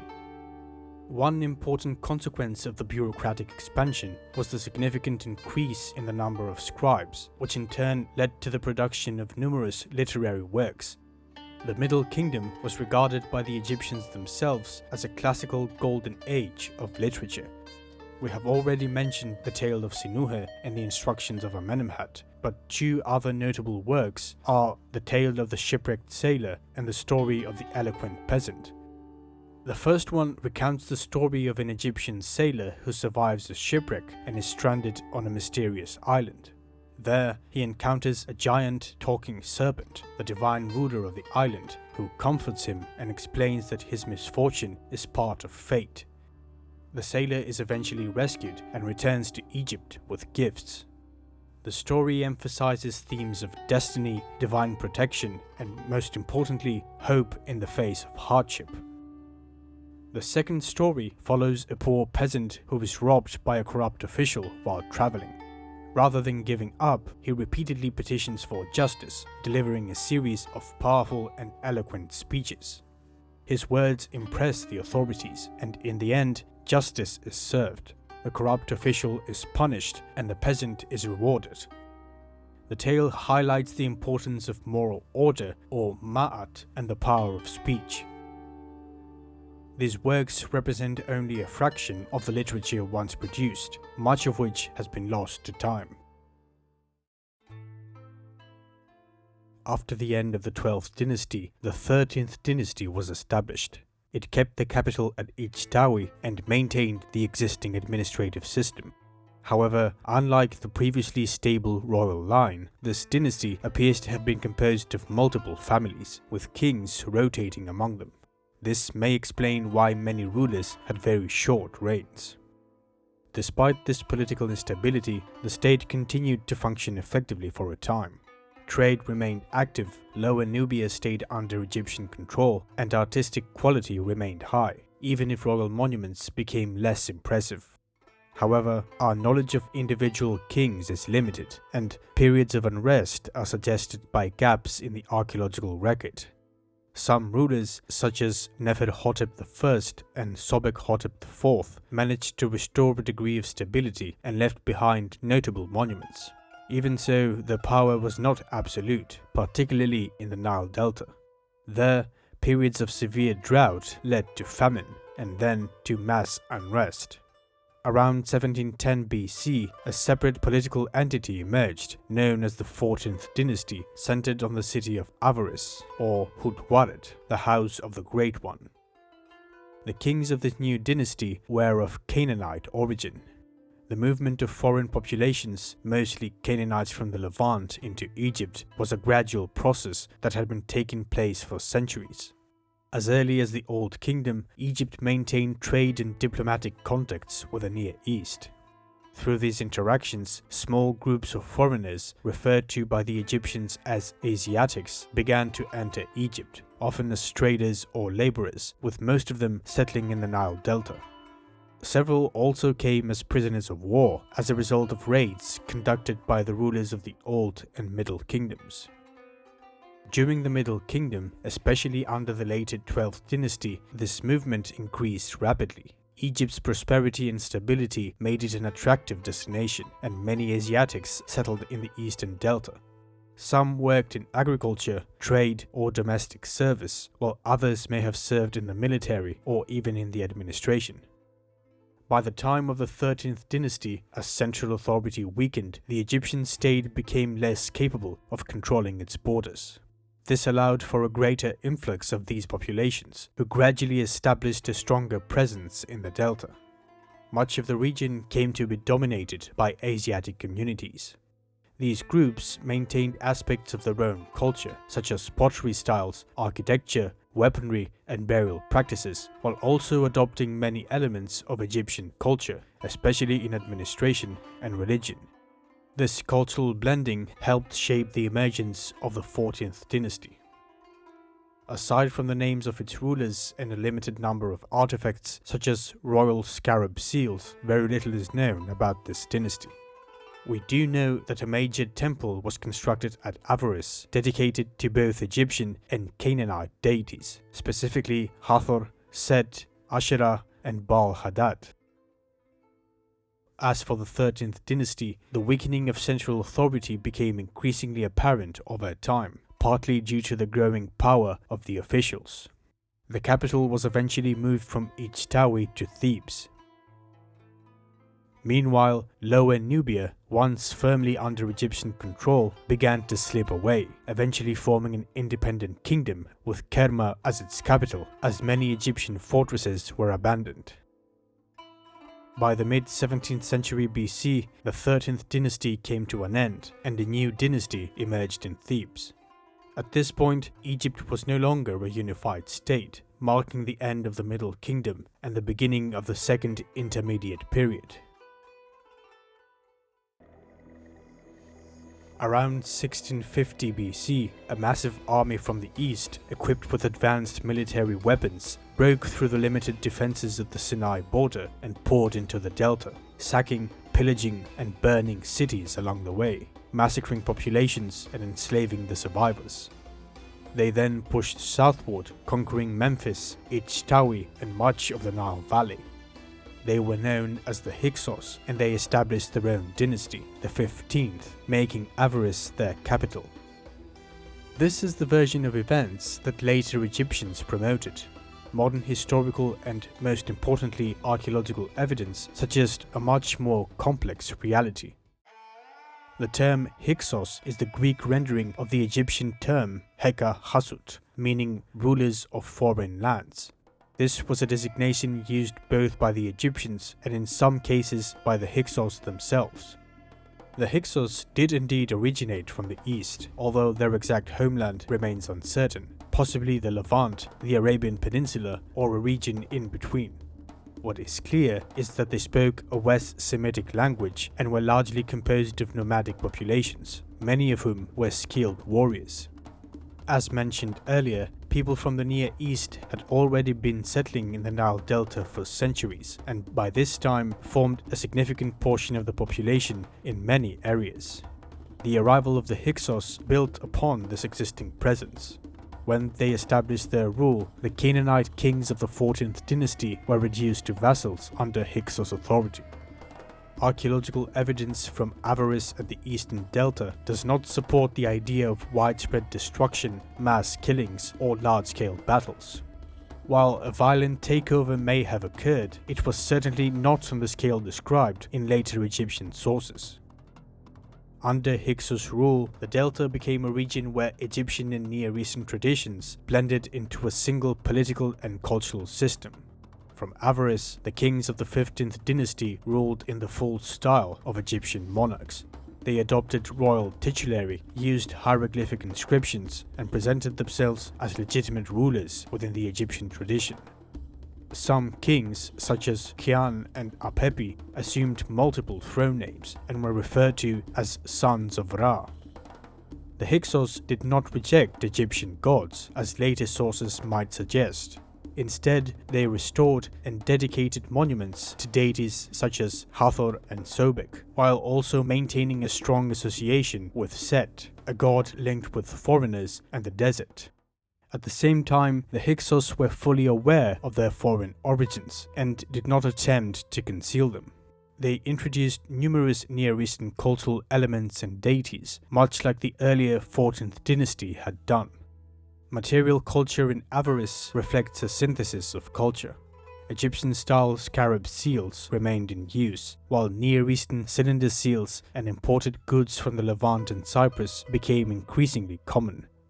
The city developed into a major trade hub, linking Egypt with the Eastern Mediterranean and Nubia. The Hyksos administration itself appears to have included both foreign and native Egyptian officials. The 15th dynasty is associated with the introduction of new military technologies, including the horse-drawn chariot and composite bows.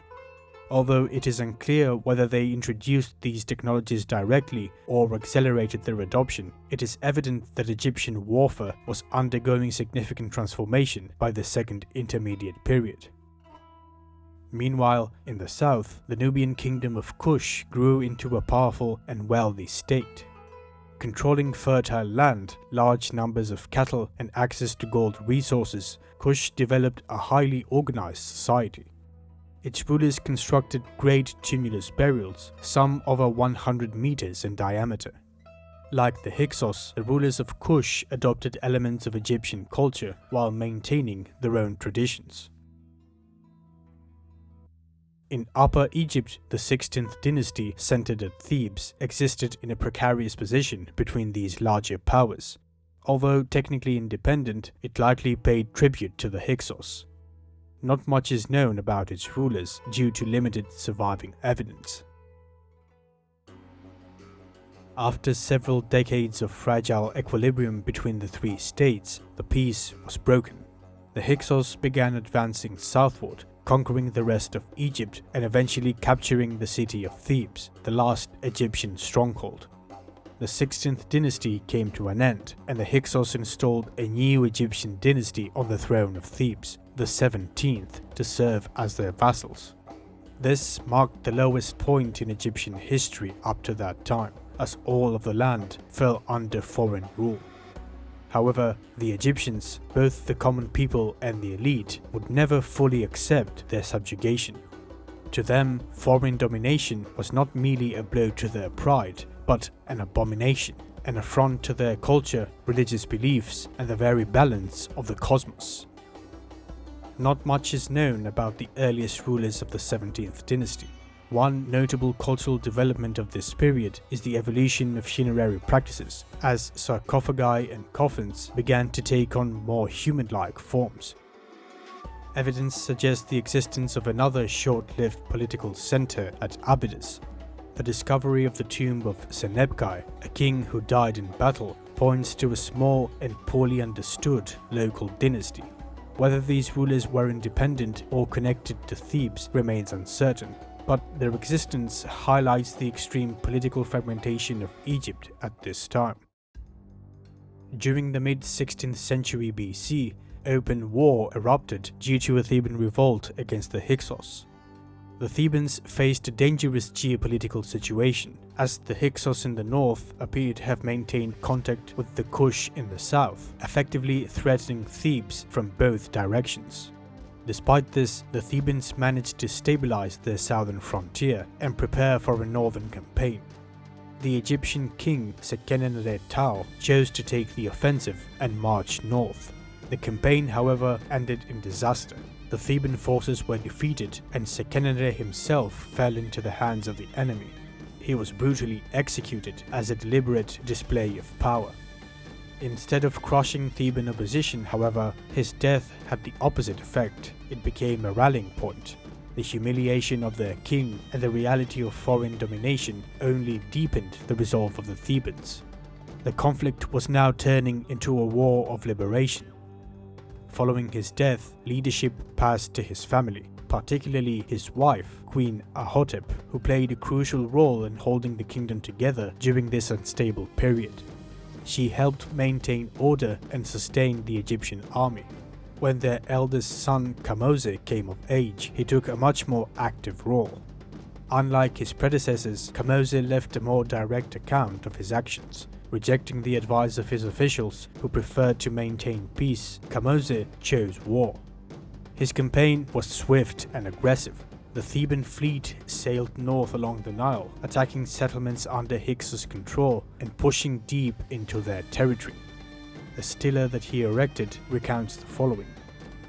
"When day dawned, I was on him as it were a hawk. When the time of perfuming the mouth arrived, I overthrew him, I destroyed his wall, I slew his folk, I caused his wife to go down to the riverbank. My soldiers were like lions with their prey, carrying off slaves, cattle, fat and honey, and dividing up their possessions, their hearts rejoicing." Kamose claimed to have reached the vicinity of Avaris itself, plundering and disrupting Hyksos communications. However, he died suddenly during the war for reasons unknown to us, bringing his campaign to an abrupt end. Once again, Queen Ahotep held the kingdom together during this critical moment, preserving the state until Kamose's younger brother, Ahmose I, came of age. His reign would usher in a new golden age and the height of Egypt's power.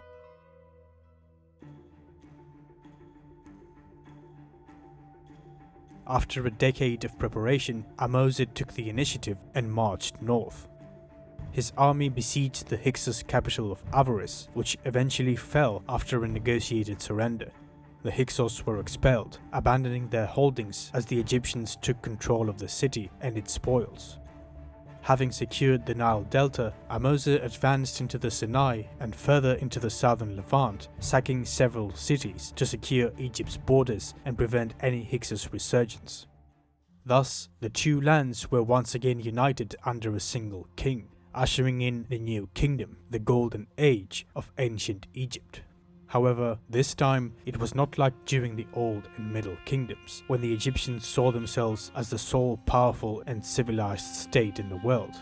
By this period, the great powers of the Bronze Age had already emerged, and Egypt would now interact with them constantly through trade, diplomacy, and warfare. In Mesopotamia, the Babylonians dominated the south, while the Assyrians rose in the north. In the Levant, the independent Canaanite city-states continued to flourish. Further north, the Hurrians had established the powerful Mitanni kingdom, while in Anatolia, the Hittite Empire was emerging. To the northwest of Egypt across the Aegean were the Mycenaeans of mainland Greece and the Minoans of Crete. These were the great powers of the Bronze Age world as we know it, and Egypt was now fully engaged in this wider geopolitical board. Egypt itself had undergone major changes during the Second Intermediate Period. Semitic influence from the Hyksos and other Asiatic peoples was significant, affecting language, religion, and other aspects of culture. In addition, Egypt had become a far more militarized state, with a standing professional army divided into three main branches: the chariotry, the elite force of the time, the archers, composed of both native Egyptians and mercenaries, particularly Nubian bowmen, and the infantry, equipped with swords and shields. The king now led his army in person, and military success became the highest expression of kingship. During the New Kingdom, Egypt emerged as a true imperial power. Last but not least, it was during this time that the title of pharaoh emerged. The term comes from the Egyptian per'a, meaning great house, originally referring to the royal palace rather than the king himself. Only in the New Kingdom did it gradually become a respectful way of referring directly to the king. Ahmose I, after pacifying the land, launched 2 campaigns in Nubia, during which he reconquered territory up to the Second Cataract and restored Egyptian control over its fortresses. He also commissioned several building projects, including a new palace at Avaris, where Minoan artists were employed to paint frescoes. Ahmose constructed and restored numerous temples dedicated to Amun in Thebes, which had become the cult's principal center. During the New Kingdom, Amun rose to become the most important state deity, especially in his syncretic form with the sun god Ra, known as Amun-Ra.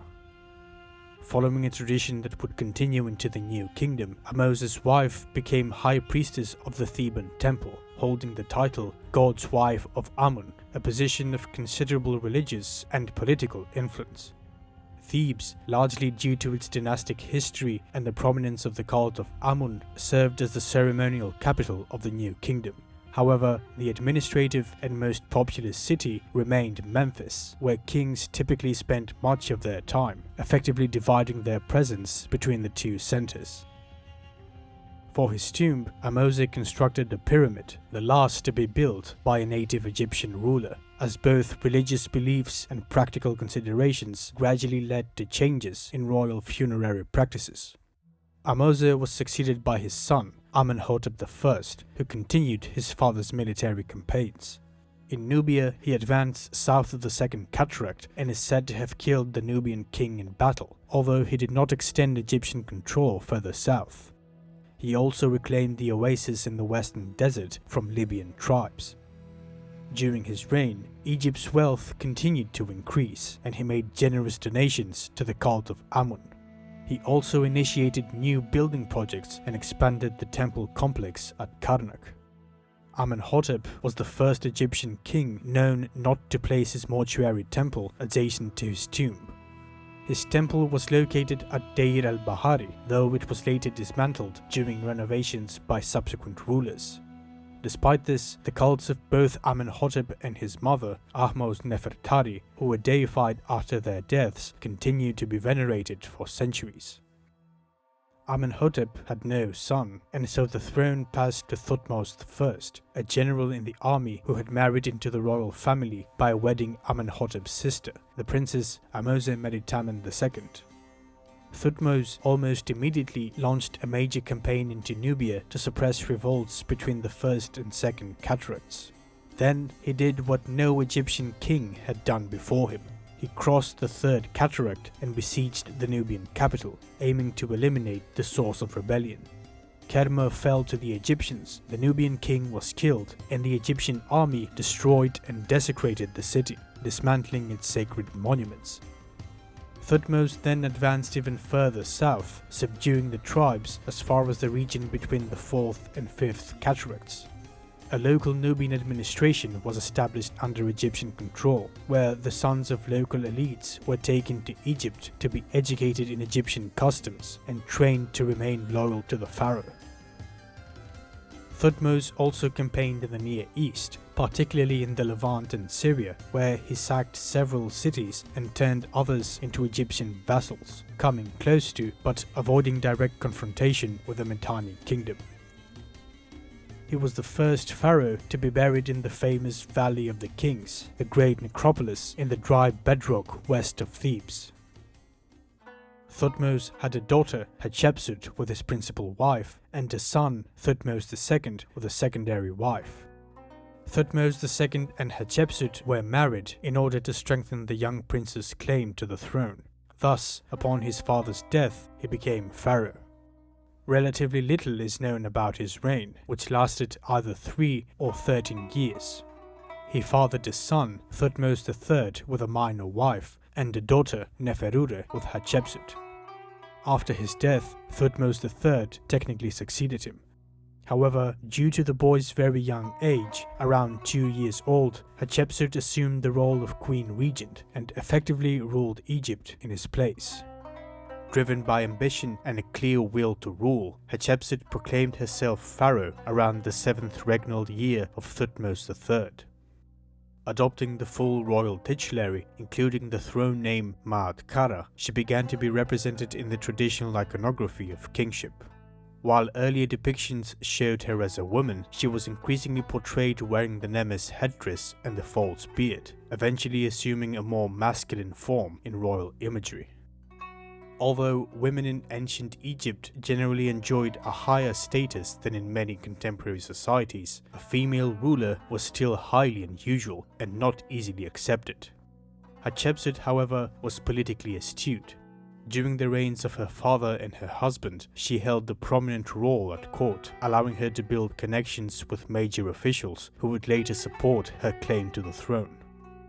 Equally important was her position as God's wife of Amun, which she likely leveraged to strengthen her authority. To further legitimize her rule, Hatshepsut asserted that Thutmose I had designated her as his rightful successor and promoted the claim that Amun himself was her true father, thus framing her kingship as divinely sanctioned. Her reign, lasting approximately 15 years, was marked by stability, prosperity, and an ambitious building program. Hatshepsut commissioned projects throughout Egypt, from Memphis to Karnak, where she erected 2 towering red granite obelisks, among the tallest ever constructed in Egypt. In foreign affairs, she maintained Egyptian control over Nubia through limited military campaigns and organized a major expedition to the land of Punt, which returned with exotic goods such as incense, myrrh, ebony, and gold. Throughout this period, Thutmose III remained king in name and was frequently depicted alongside her, though clearly in a subordinate role. The precise nature of their relationship remains uncertain, but the administration appears to have functioned effectively. Central to Hatshepsut's government were powerful officials, such as her steward Senenmut, who oversaw many of her building projects and rose to remarkable prominence. Some later traditions suggest a possible intimate relationship between the two, though this remains speculative. Hatshepsut was ultimately buried in the Valley of the Kings. She also commissioned one of the most remarkable monuments in Egypt, her mortuary temple at Deir el-Bahari, situated west of Thebes beside the temple of Mentuhotep II. Rising in 3 terraces against the cliffs and connected by long ramps, the complex led to a central sanctuary dedicated primarily to Amun, while also incorporating shrines to deities such as Hathor and Anubis. Its walls are richly decorated with reliefs depicting her divine birth, her selection by Amun, and her expedition to Punt. Thutmose III was in his 20s when he ascended the throne, and he would go on to become one of the greatest military rulers in Egyptian history. Almost immediately, he turned his attention to the Levant, where Egyptian influence had weakened and several city-states had refused to pay tribute to Egypt, instead falling under the influence of the Mitanni. Control over this region was crucial, as it secured access to vital trade routes and valuable resources such as cedar wood and metals.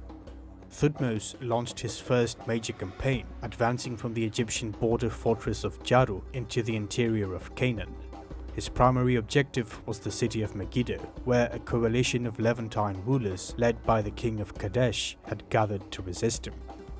Faced with multiple routes to the city, Thutmose made a bold and risky decision to march his army through a narrow mountain pass, hoping to catch his enemies off guard. The gamble paid off. Emerging unexpectedly, he split the opposing forces and led his army to victory in what is considered the first well-documented battle in history. The defeated coalition retreated into Megiddo, forcing Thutmose into a siege that lasted several months. When the city finally surrendered, its inhabitants were spared, but its wealth was stripped away. Hundreds of chariots, thousands of animals, weapons and captives. Over the next 2 decades, Thutmose conducted nearly annual expeditions into Syria and the Levant, gradually establishing Egyptian dominance over the region and pushing as far as the Euphrates River. He also crushed a rebellion in Nubia, advancing there with a great army. During his reign, Nubia was finally incorporated as an Egyptian province, governed by an official known as the King's Son of Kush. South of this region, local rulers remained in place but were heavily Egyptianized. Thus, Egypt gained full control over Nubian resources. Thutmose III transformed Egypt into a true imperial power, extending its influence further than ever before. His reign was also marked by extensive building activity, particularly at the complex of Karnak, where he constructed temples, obelisks, and the famous festival hall. During the final years of his reign, he ordered a systematic erasure of Hatshepsut's legacy. Her cartouches were chiseled from temple walls, many of her reliefs were recarved, and numerous statues were torn down and smashed into pieces. This destruction targeted her identity as pharaoh rather than her existence as a historical figure, and was most likely intended to restore traditional male kingship and secure the legitimacy of his son and the royal succession. A possible reason for the delay in this action is that Hatshepsut was a highly regarded ruler, and time may have been needed for her memory to become less politically sensitive. By the time of the erasures, Thutmose had already ruled for decades and was himself a well-established and respected pharaoh.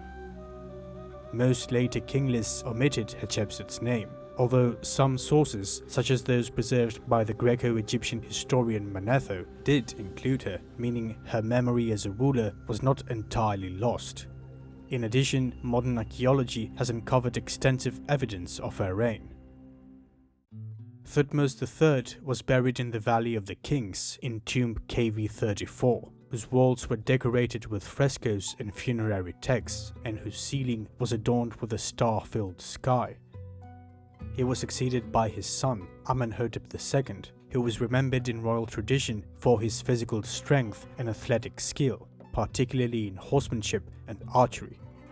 Despite this strongly martial image, much of his reign was in fact peaceful, with Egypt's administration operating smoothly under a well-established bureaucratic system.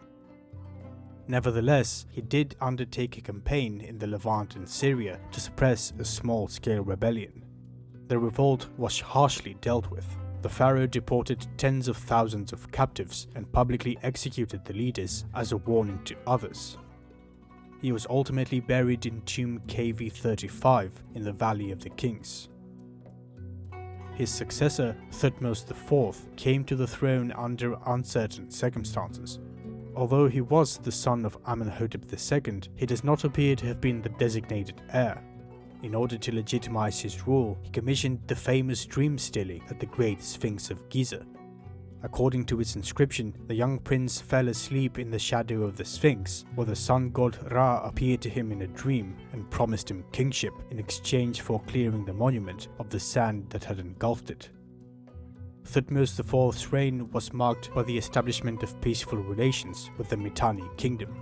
This alliance was strengthened through his marriage to a Mitannian princess, reflecting a broader shift in foreign policy aimed at countering the growing power of the Hittites. His military activity was limited to minor punitive expeditions against rebellious vassal states. Thutmose continued the strong building tradition of the 18th Dynasty. At Karnak, he completed a massive obelisk begun by his grandfather and constructed a unique chapel that allowed ordinary worshippers to present prayers directly to the god Amun without intermediaries. Thutmose IV was eventually buried in tomb KV43 in the Valley of the Kings. He was succeeded by his son, Amenhotep III. He came to the throne as a child king, inheriting an empire that stretched from Nubia to northern Syria. His long reign is regarded as one of the most peaceful periods in ancient Egyptian history, and it marked the height of Egypt's prosperity in terms of material wealth. Only limited military activity is recorded, consisting mainly of 2 minor campaigns in Nubia to suppress local unrest. Egypt's northern borders remained stable, maintained through a policy of peace with the Mitanni. Amenhotep III was the most prolific builder of the new kingdom, commissioning temples, statues, and palace complexes on a scale not seen since the Old Kingdom. His mortuary temple west of Thebes was among the largest ever constructed, guarded by 2 colossal seated statues that still dominate the site today. Much of the temple itself has not survived, largely due to flooding from the Nile and later destruction and reuse of its materials. Across Egypt and Nubia, his monuments were of monumental scale and emphasized his divinity. Amenhotep III increasingly presented himself not simply as the son of Ra, but as a divine manifestation linked to the visible power and life-giving force of the sun. His queen, Tiye, was depicted as an equal partner to the king and was worshipped as a deity in Nubia. By the end of Amenhotep III's prosperous reign, Egypt stood at the height of its international prestige. Amenhotep was buried in tomb WV22 in the Valley of the Kings. He was succeeded by his son, Amenhotep IV, whose reign marks the most radical departure from tradition in all of Egyptian history. Although he was originally a priest and not expected to inherit the throne, he became pharaoh after the premature death of his older brother. At the beginning of his reign, there was little indication of the profound changes to come. He was crowned in the traditional manner at Thebes with the blessings of the god Amun, and initially ruled in a manner similar to his predecessors. However, even in these early years, subtle shifts can be detected. Amenhotep IV showed particular devotion to the Aten, a manifestation of the sun disk that had previously existed as a minor aspect of the sun god Ra, but had grown in importance during the later years of Amenhotep III. Amenhotep IV initiated an ambitious building program at Karnak, not in honor of Amun, but of the Aten. At this stage, the Aten was still represented in a relatively traditional form, but this soon changed into the distinctive image of a solar disk with rays ending in hands, extending life and blessings to the royal family. Within this evolving religious framework, Amenhotep and his beloved queen, Nefertiti, were increasingly depicted together in ritual and offering scenes. By the third year of his reign, religious changes intensified significantly. Other gods began to disappear from official representation, while the Aten was elevated above them. In year 5, Amenhotep formally changed his name to Akhenaten, meaning effective for the Aten, removing any reference to Amen. His wife also adopted a new name, Neferuaten, meaning beautiful is the beauty of the Aten. Akhenaten then founded a new capital city, Akhetaten, on a previously uninhabited site. Akhetaten, meaning horizon of the Aten, is known today as Amarna. The city was conceived as a center of the Aten's cult, with temples open to the sky in contrast to the enclosed sanctuaries of traditional Egyptian religion. This move also distanced the king from the established priesthoods and administrative elites, consolidating power more directly within the royal court. As his reign progressed, Akhenaten's reforms became increasingly radical.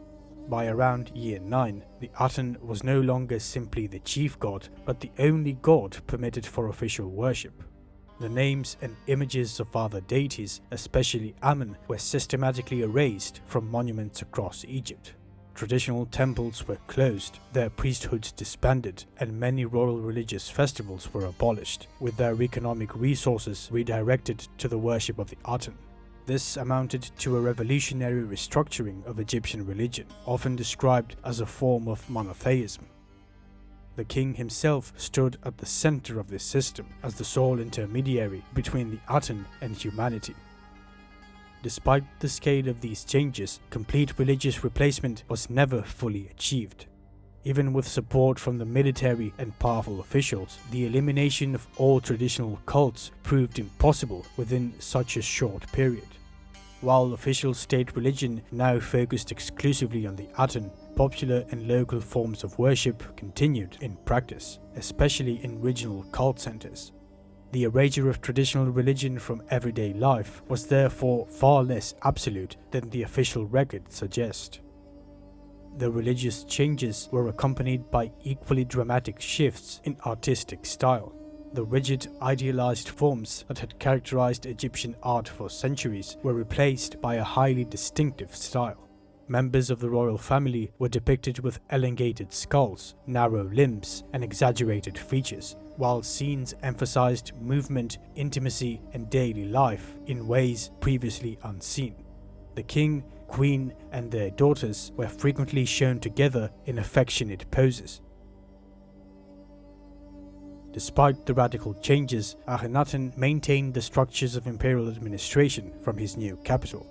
Diplomatic correspondence preserved in the Amarna letters reveals ongoing communication with foreign rulers, although there are signs that Egyptian influence abroad may have weakened during this period. The Amarna letters consist mainly of diplomatic exchanges with vassal states in the Levant, as well as major powers of the Near East, and they are written in Akkadian, the international language of diplomacy at the time. They provide valuable insight into the political tensions of the period, including repeated requests for military assistance and concerns over instability in Egypt's overseas territories.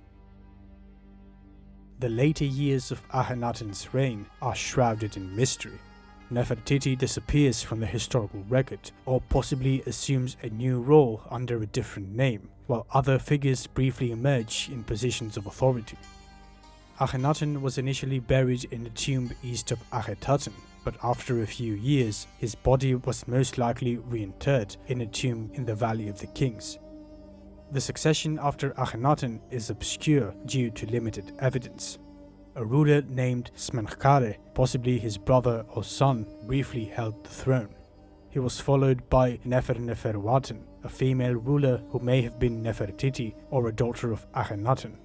Both reigns were short and poorly documented, before power eventually passed to the young Tutankhaten, the son of Akhenaten.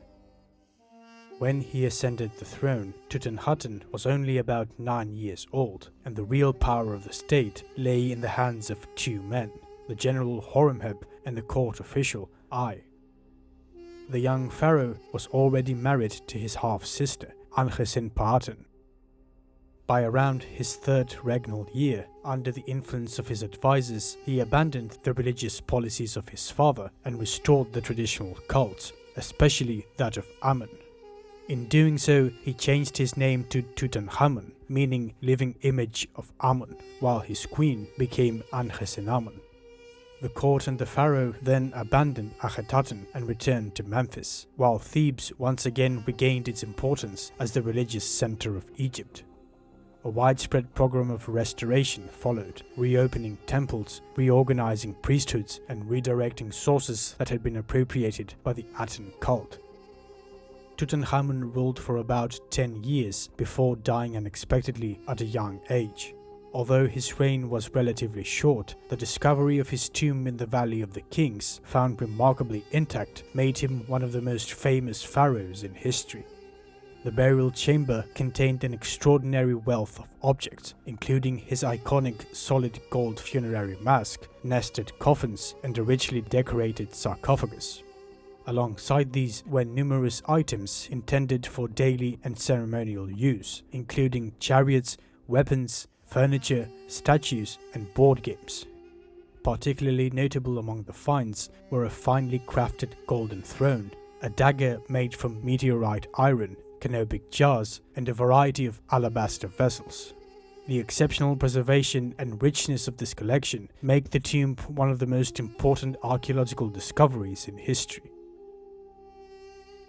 After the death of Tutankhamun, Egypt entered a period of political instability, marked by court intrigue and renewed pressure from the Hittites in Syria.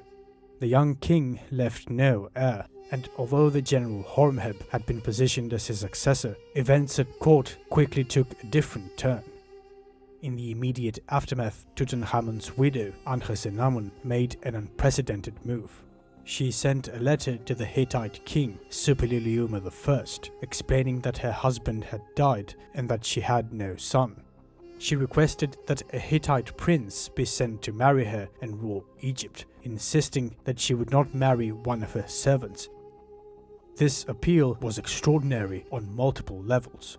Not only were the Hittites a traditional enemy, but it also violated a long-standing royal principle. In the words of Pharaoh Amenhotep III, from time immemorial, no daughter of the king of Egypt was ever given to a foreigner. The letter therefore reflects both the severity of the crisis at court and Ankhesenamun's urgent need to secure the throne. Although Suppiluliuma initially suspected a deception, he eventually agreed and sent one of his sons. However, the Hittite prince was killed before reaching Egypt, an act widely blamed on rival Egyptian factions, which further escalated tensions between the two powers. Amid this crisis, the court official Ai moved to secure the throne. A prominent figure since the reign of Akhenaten, Ai oversaw Tutankhamun's funeral and within the next months married Ankhesenamun, almost certainly against her will, thereby declaring himself king. Yet Ai's hold on power remained fragile, and his rule was short-lived. Upon his death, Horemheb, the intended successor, returned and claimed the throne with military backing. Once in power, Horemheb ordered the systematic erasure of Ai's name from monuments, the desecration of his burial, and the appropriation of his mortuary temple. However, he also undertook broader efforts to restore stability. His most significant reform, the Great Edict of Karnak, introduced legal measures aimed at curbing corruption, including illegal taxation, bribery, theft, and abuses of power by officials. Horemheb reinstated traditional royal religious festivals and reorganized the state administration.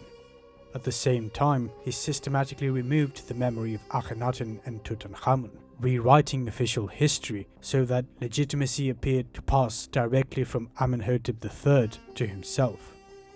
Having no children, Horemheb ultimately appointed his vizier, Paramesu, as his successor. Upon his death, he was buried in tomb KV 57 in the Valley of the Kings, bringing to a close one of the most turbulent periods of the New Kingdom. Upon ascending the throne, Paramesu took the name Ramesesu, or Ramses, and established the 19th Dynasty. He was from the city of Avaris, where the god Set was the patron deity, and the new dynasty accordingly regarded Set as its divine ancestor.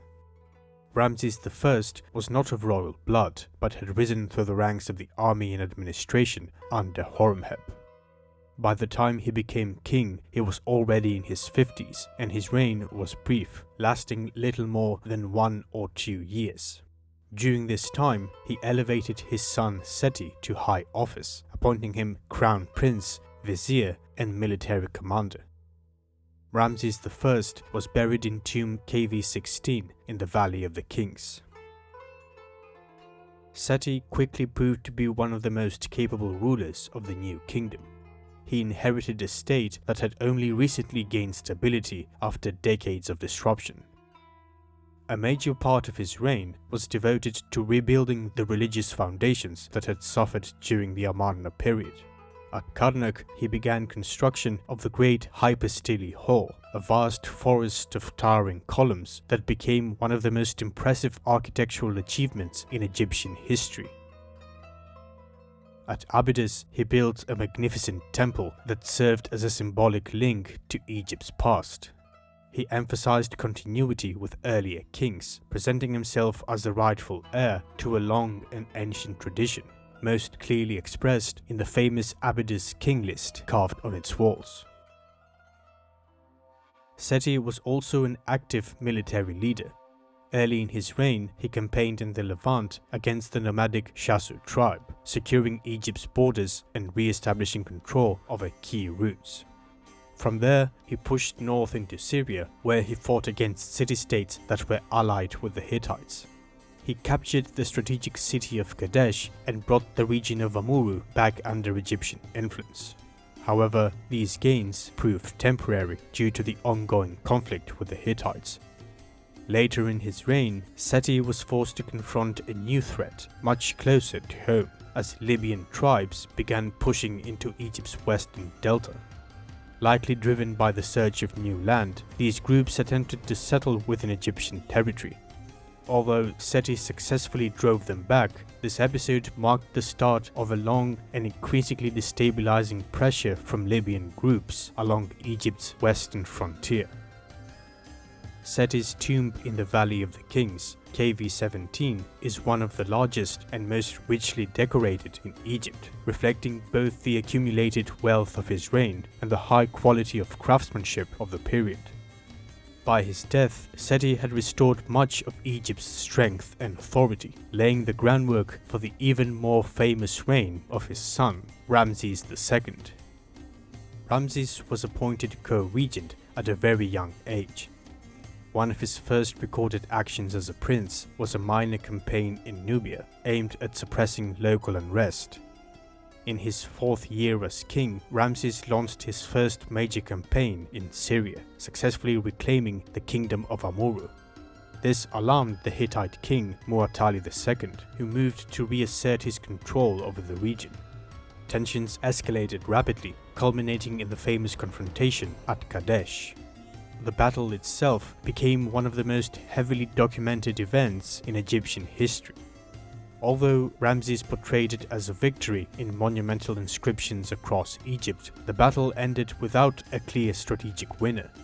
Egypt gained considerable plunder and halted the Hittite advance, but failed to capture Kadesh or retain control of Amurru. In the longer term, the campaign exposed the limits of Egyptian military reach in northern Syria. Over the following years, further campaigns were launched in the Levant. The conflict only came to an end when internal succession struggles and the rising power of Assyria weakened the Hittite state, paving the way for diplomatic negotiations.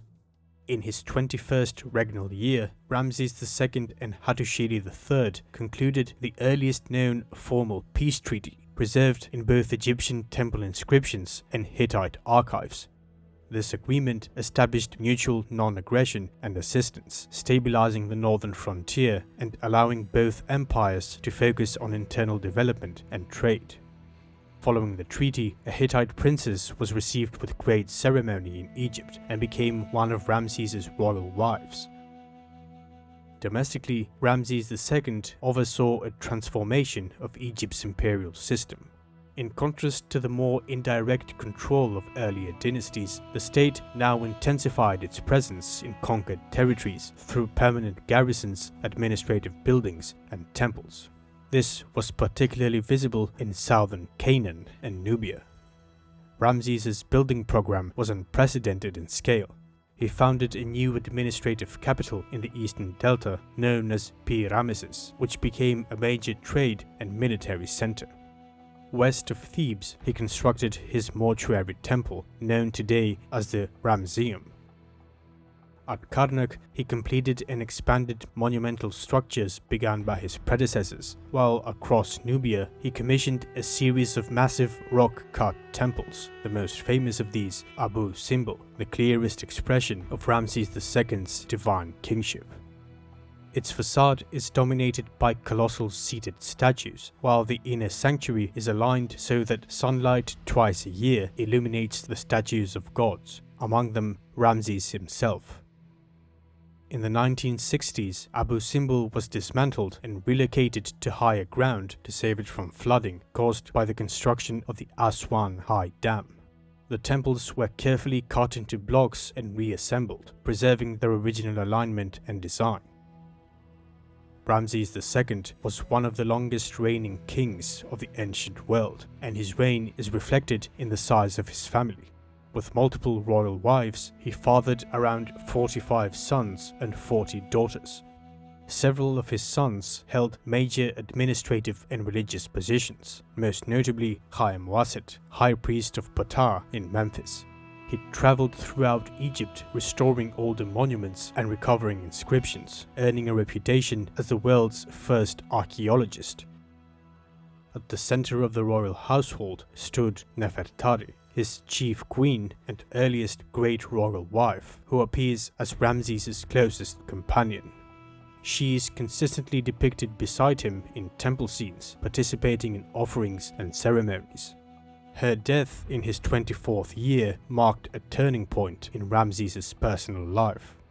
Her burial in QV 66 in the Valley of the Queens became one of the most elaborate royal tombs ever created, often described as the Sistine Chapel of Egypt. It was richly decorated with paintings depicting her journey through the afterlife. Nefertari is also immortalized in the smaller temple at Abu Simbel, dedicated to her and the goddess Hathor. On the facade, Ramses refers to her as she for whom the sun shines. After 67 years on the throne, Ramses died of old age. His memory endured not only in Egyptian tradition but also in later imagination as the archetype of the great pharaoh. He was buried in tomb KV7 in the Valley of the Kings. Though monumental in scale, the tomb is much less elaborately decorated than those of his predecessors. Due to Ramses II's incredibly long reign, at least 20 of his sons died before him. As a result, a large funerary complex was developed in the Valley of the Kings, now known as Tomb KV5. It gradually expanded into a vast underground structure containing more than 100 chambers and corridors, making it the largest subterranean royal tomb complex in all of Egypt. Ramses II was succeeded by Merneptah, his 13th son. Already advanced in age at his accession, he had been thoroughly trained in administration and military command, serving previously as overseer of the army and later as crown prince and regent. His reign was marked by a renewed surge of pressure on Egypt's borders. In the Levant, he conducted campaigns against rebellious city-states such as Ashkelon, Gezer, and Yenoam. It was in this context that the famous victory stele of Merneptah was erected, containing the earliest known Egyptian reference to Israel. At the same time, Egypt faced a major threat from the west, as a coalition of Libyan tribes, joined by groups later associated with the Sea Peoples, advanced into the western delta, accompanied by families and livestock, suggesting a large-scale migration rather than a simple raiding force. Merneptah's army confronted and decisively defeated this invasion, after which many of the captives were settled in military colonies within Egypt, particularly in the delta. These communities would later become significant as they were gradually absorbed into Egyptian society. At the same time, the wider international system of the late Bronze Age was entering a period of crisis. A combination of droughts and earthquakes placed immense strain on the people. Piracy increased, and the trade networks that had once connected Egypt, the Levant, Anatolia, and Mesopotamia began to break down. In the Hittite Empire, conditions deteriorated further as severe crop failures led to widespread famine. Egyptian records suggest that Merneptah sent grain shipments northwards to relieve Hittite suffering. The famine led to internal unrest, weakening Hittite central authority. Combined with a movement of migrating groups across the Mediterranean, this period saw a broader collapse of stability across the region. Domestically, Merneptah used his reign to reinforce royal authority through construction at Memphis and Thebes. He was buried in tomb KV8 in the Valley of the Kings.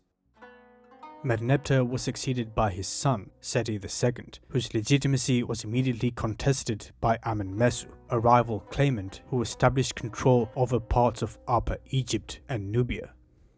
For several years, Egypt was divided in two, with competing administrations issuing inscriptions and systematically erasing one another's monuments. Seti eventually regained control of Thebes and executed Amenmesu. His reign relied heavily on powerful officials, most notably Chancellor Bai, whose influence extended unusually far into royal administration. Bai's prominence reflects the growing importance of non-royal elites within the late 19th Dynasty, including individuals of Asiatic origin who had entered Egyptian service. Despite internal instability, Seti II maintained mining operations and undertook building work at Karnak. His reign lasted less than a decade and ended amid continuing political tensions that would soon further destabilize the royal house. He was buried in KV15 in the Valley of the Kings. Seti II was succeeded by Siptah, who ascended the throne as a child with a physical disability and ruled under the regency of Queen Tausret, his stepmother. In practice, however, much of the authority of the state appears to have been exercised by Chancellor Bai, who acted as a key power broker and even claimed to have established the king on his throne. His influence extended across both domestic administration and foreign affairs, until he was suddenly executed in Siptah's fifth regnal year, most likely as a result of his excessive concentration of power. Siptah's reign was brief and largely overshadowed by regency politics and internal factional struggle. He left little in the way of a lasting monumental legacy, and was buried in KV47, an unfinished tomb in the Valley of the Kings. Following his death, Queen Tausret assumed full royal titulary and became one of the very few female pharaohs. However, her authority was challenged by rising military leaders in the north, and her rule ended in civil conflict. With her death, the 19th Dynasty came to a close. Amidst the succession chaos emerged Setnakhte, a military strongman who seized power and established the 20th Dynasty, presenting himself as a restorer of order after years of internal division. His reign was relatively short, but he worked to reassert central authority, particularly in Upper Egypt, where competing factions had gained control. In doing so, he laid the foundations for a more stable succession, which passed to his son, Ramses III. Ramses III is often regarded as the last great ruler of ancient Egypt. When he came to the throne, the wider world around Egypt was already in turmoil. In the early years of his reign, he dealt with renewed Libyan incursions into the western delta. Although Ramses defeated them, the threat did not disappear. Meanwhile, across the eastern Mediterranean, the Bronze Age system of great powers was disintegrating.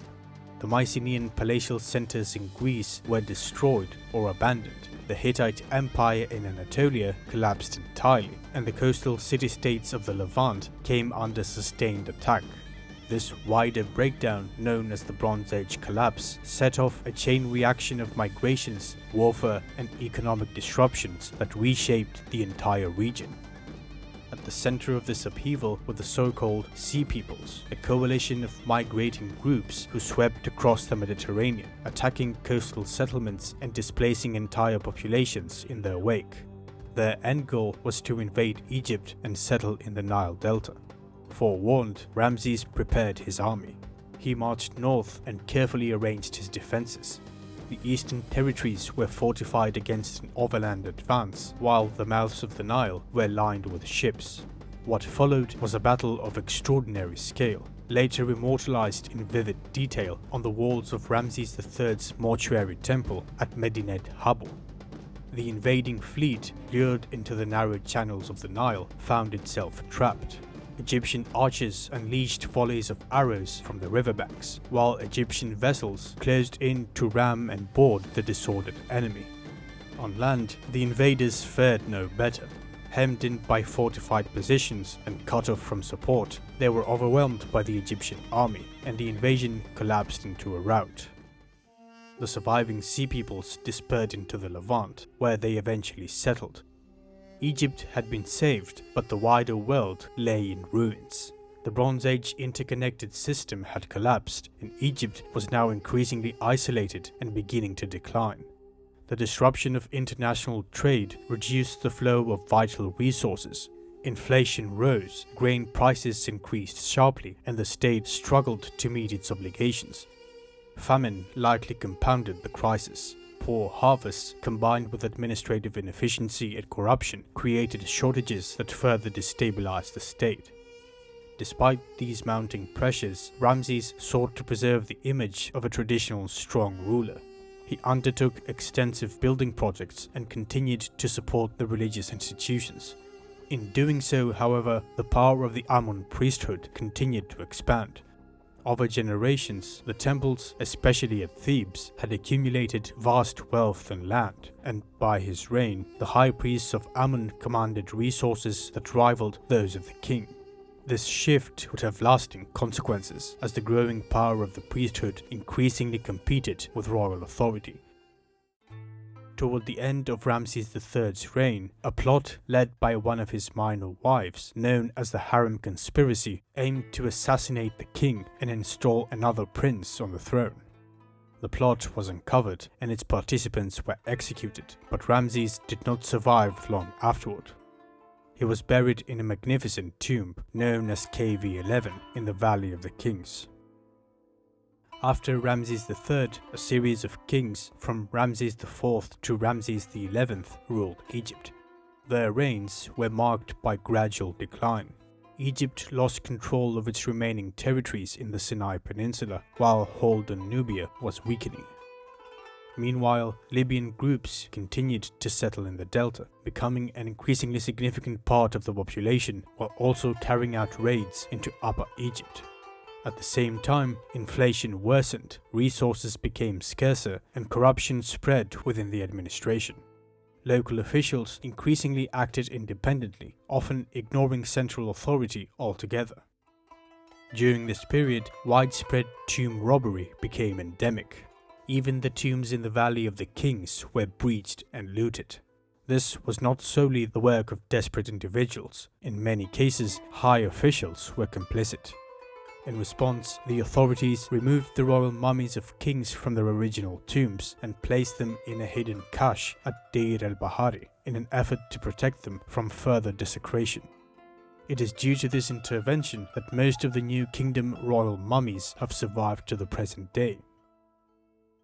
Although the kings continued to rule, their authority had become increasingly nominal. Over time, real power in the south shifted into the hands of the high priest of Amun, who emerged as a dominant authority in that region. Egypt had become divided into two spheres of influence. At first, this was not an official political partition, but in practice it functioned as one. By the reign of Ramses XI, the last king of the 12th Dynasty, Egypt could no longer be described as a unified, centrally governed state. The division between north and south had become effectively permanent. The death of the last Ramses marked the end of an era, the fall of the New Kingdom, and the beginning of the Third Intermediate Period. Egypt would never again reach the same level of power, stability, and influence that it had held during its golden age.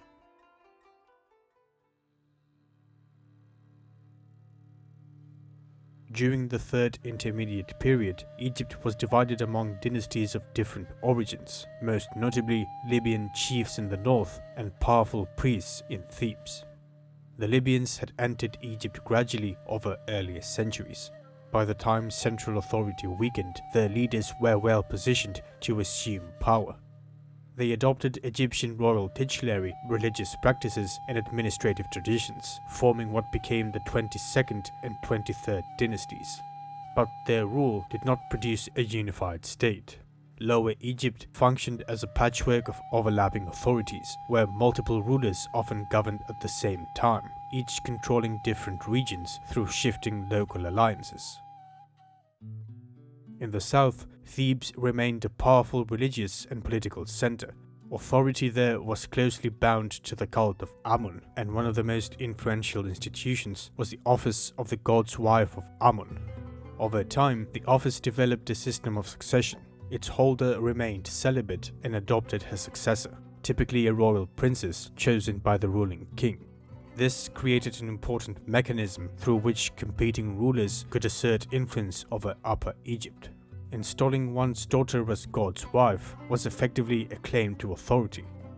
The importance of the office becomes especially clear toward the end of the Third Intermediate Period. The adoption of Amenertis, daughter of the Nubian king Kashta, by the Theban god's wife Shepenwebet signals the rising influence of Nubia in Egyptian affairs. By this time, a powerful kingdom had emerged to the south, centered at the city of Napata, where earlier Egyptian presence had left strong religious traditions. The rise of Nubian power is also evident archaeologically at the cemetery of El Kuru, where burials became increasingly elaborate over time. This prosperity was largely derived from long-distance trade, as Nubia acted as an intermediary between sub-Saharan Africa and the wider Near Eastern world, supplying goods such as ivory, exotic animals, and horses. By the mid-8th century, Nubian rulers had become significant players in regional politics. King Kashta extended Nubian influence into Upper Egypt, laying the groundwork for further expansion. His successor, King Pir, launched a campaign northward in 728 BC, capturing Memphis and receiving the submission of the Delta's local rulers, thereby establishing the 25th Dynasty. However, rather than imposing direct rule, Pir returned to Napata, leaving the existing political structure largely intact, but subordinate to his authority. Full unification came under his successors, Shebitku and Shabaka, who formally annexed Egypt. For the first time in centuries, the country was again ruled by a single king, this time from Nubia. These rulers governed both Egypt and Kush, maintaining ties to their southern homeland while fully adopting the ideological framework of Egyptian kingship. Their rule, however, coincided with the rise of a formidable power in the Near East, the Neo-Assyrian Empire. The conflict between Kush and Assyria would dominate Egyptian history in the 7th century. Nubian rulers like Taharqa resisted Assyrian expansion, at times supporting anti-Assyrian coalitions in Syria. Eventually, however, Assyrian armies invaded Egypt itself. In 671, they captured Memphis, forcing Taharqa to flee south. Although the Nubians briefly regained control, renewed Assyrian campaigns pushed them out again, culminating in the sack of Thebes, when Egypt's most sacred city was pillaged and plundered. Assyrian rule did not involve direct administration across Egypt. Instead, the empire relied on local rulers to govern as vassals. Among these, the most successful was Psamtik I. Initially installed with Assyrian support, he gradually consolidated power, and after the Assyrians withdrew, he established himself as king of a reunified Egypt around 657 BC, founding the 26th dynasty. Thus, the Third Intermediate Period came to an end, giving way to what historians call the Late Period.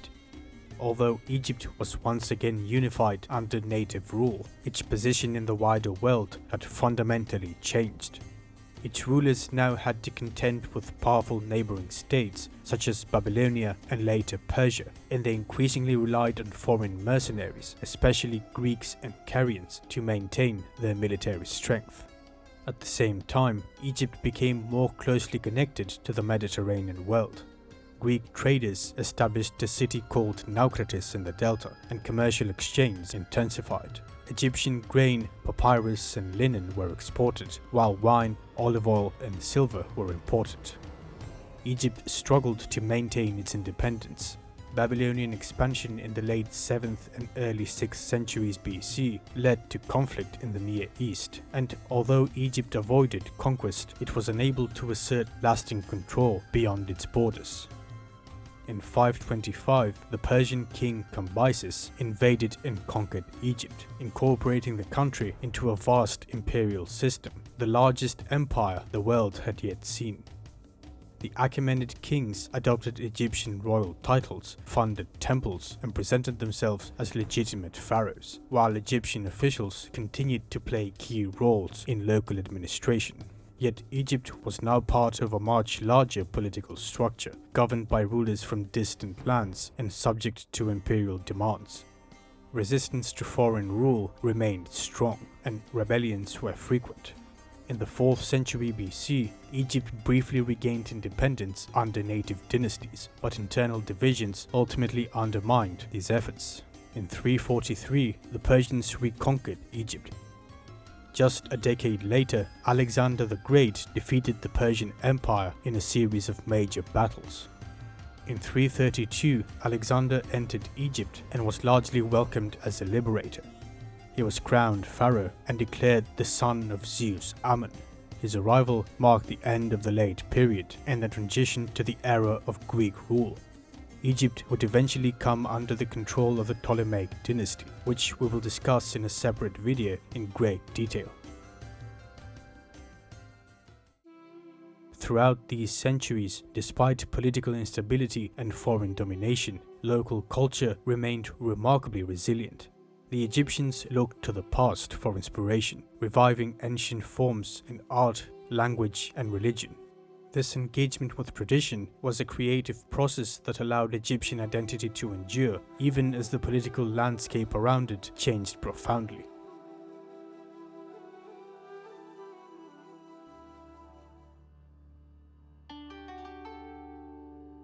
One of the most distinctive features of ancient Egyptian civilization is the hieroglyphic writing system.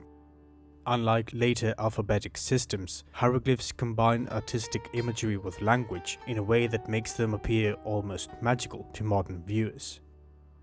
Judging by current archaeological evidence, Egyptian hieroglyphs likely developed about a century after the emergence of the cuneiform writing system in Mesopotamia. As discussed in the early history of Egypt, the oldest known examples of Egyptian proto-writing come from Abydos, particularly Tomb Uj, dating to around 3100 BC. In this elite burial, archaeologists discovered hundreds of jars and grave goods, many of which were labeled with small ivory and wooden tags. These tags were primarily administrative in function, recording quantities, origins, and ownership of goods. The term hieroglyph, meaning sacred writing, comes from Greek. The Egyptians called their script Medu Neter, meaning the words of the gods. They believed writing was not a human invention, but a divine gift from the god Thoth, who was said to have created writing in order to increase wisdom and preserve knowledge. By the early dynastic period, hieroglyphs began appearing in more formal contexts. Various symbols were carved into ceremonial mace heads, votive palettes, and stelae. They recorded the name of the kings and emphasized their relationship with the gods.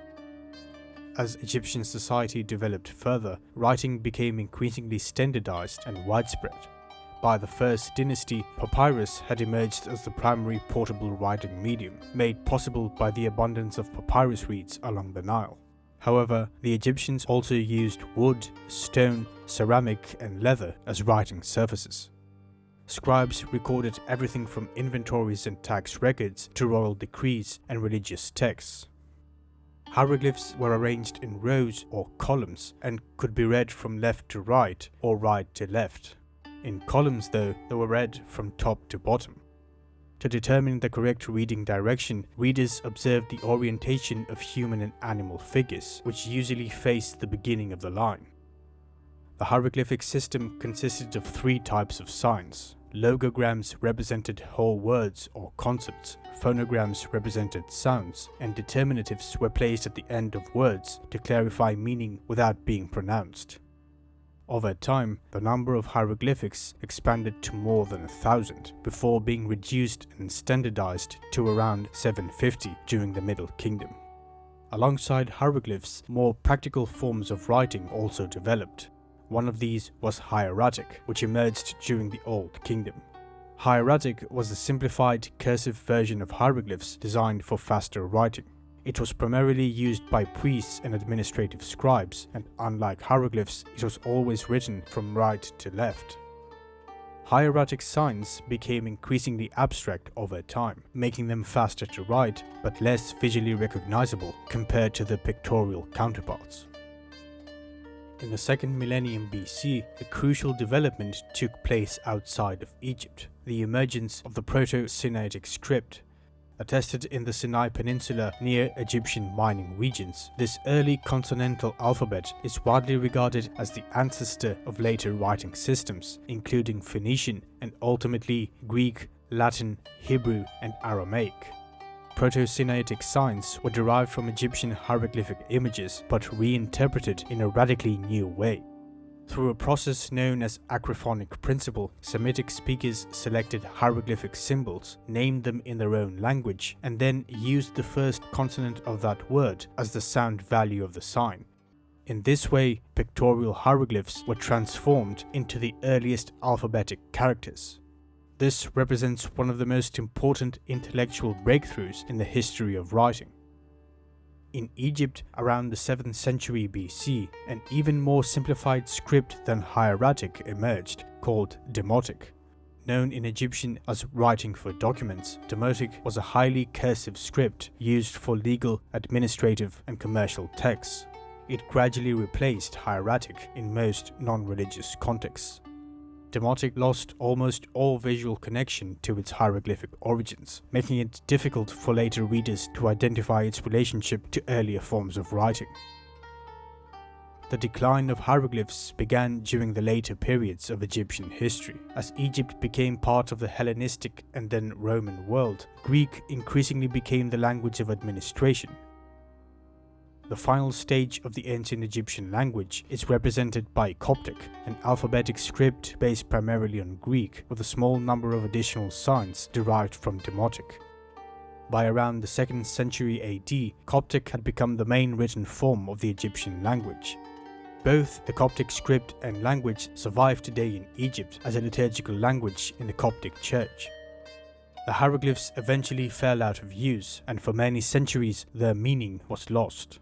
It was only in the 19th century, with the decipherment of the Rosetta Stone by Jean-François Champollion, that the ancient script was finally read again, shedding light to the enigmatic world of ancient Egypt.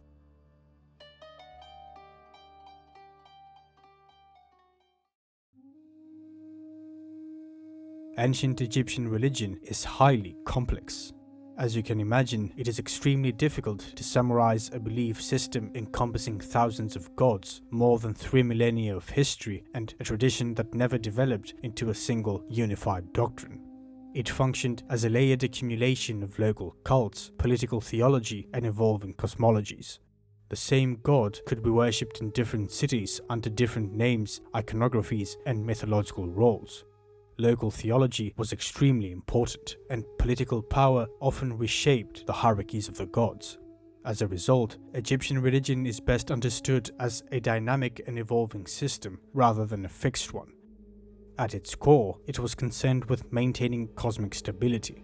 The central principle was Ma'at, representing truth, justice, order, and the proper functioning of both society and the cosmos.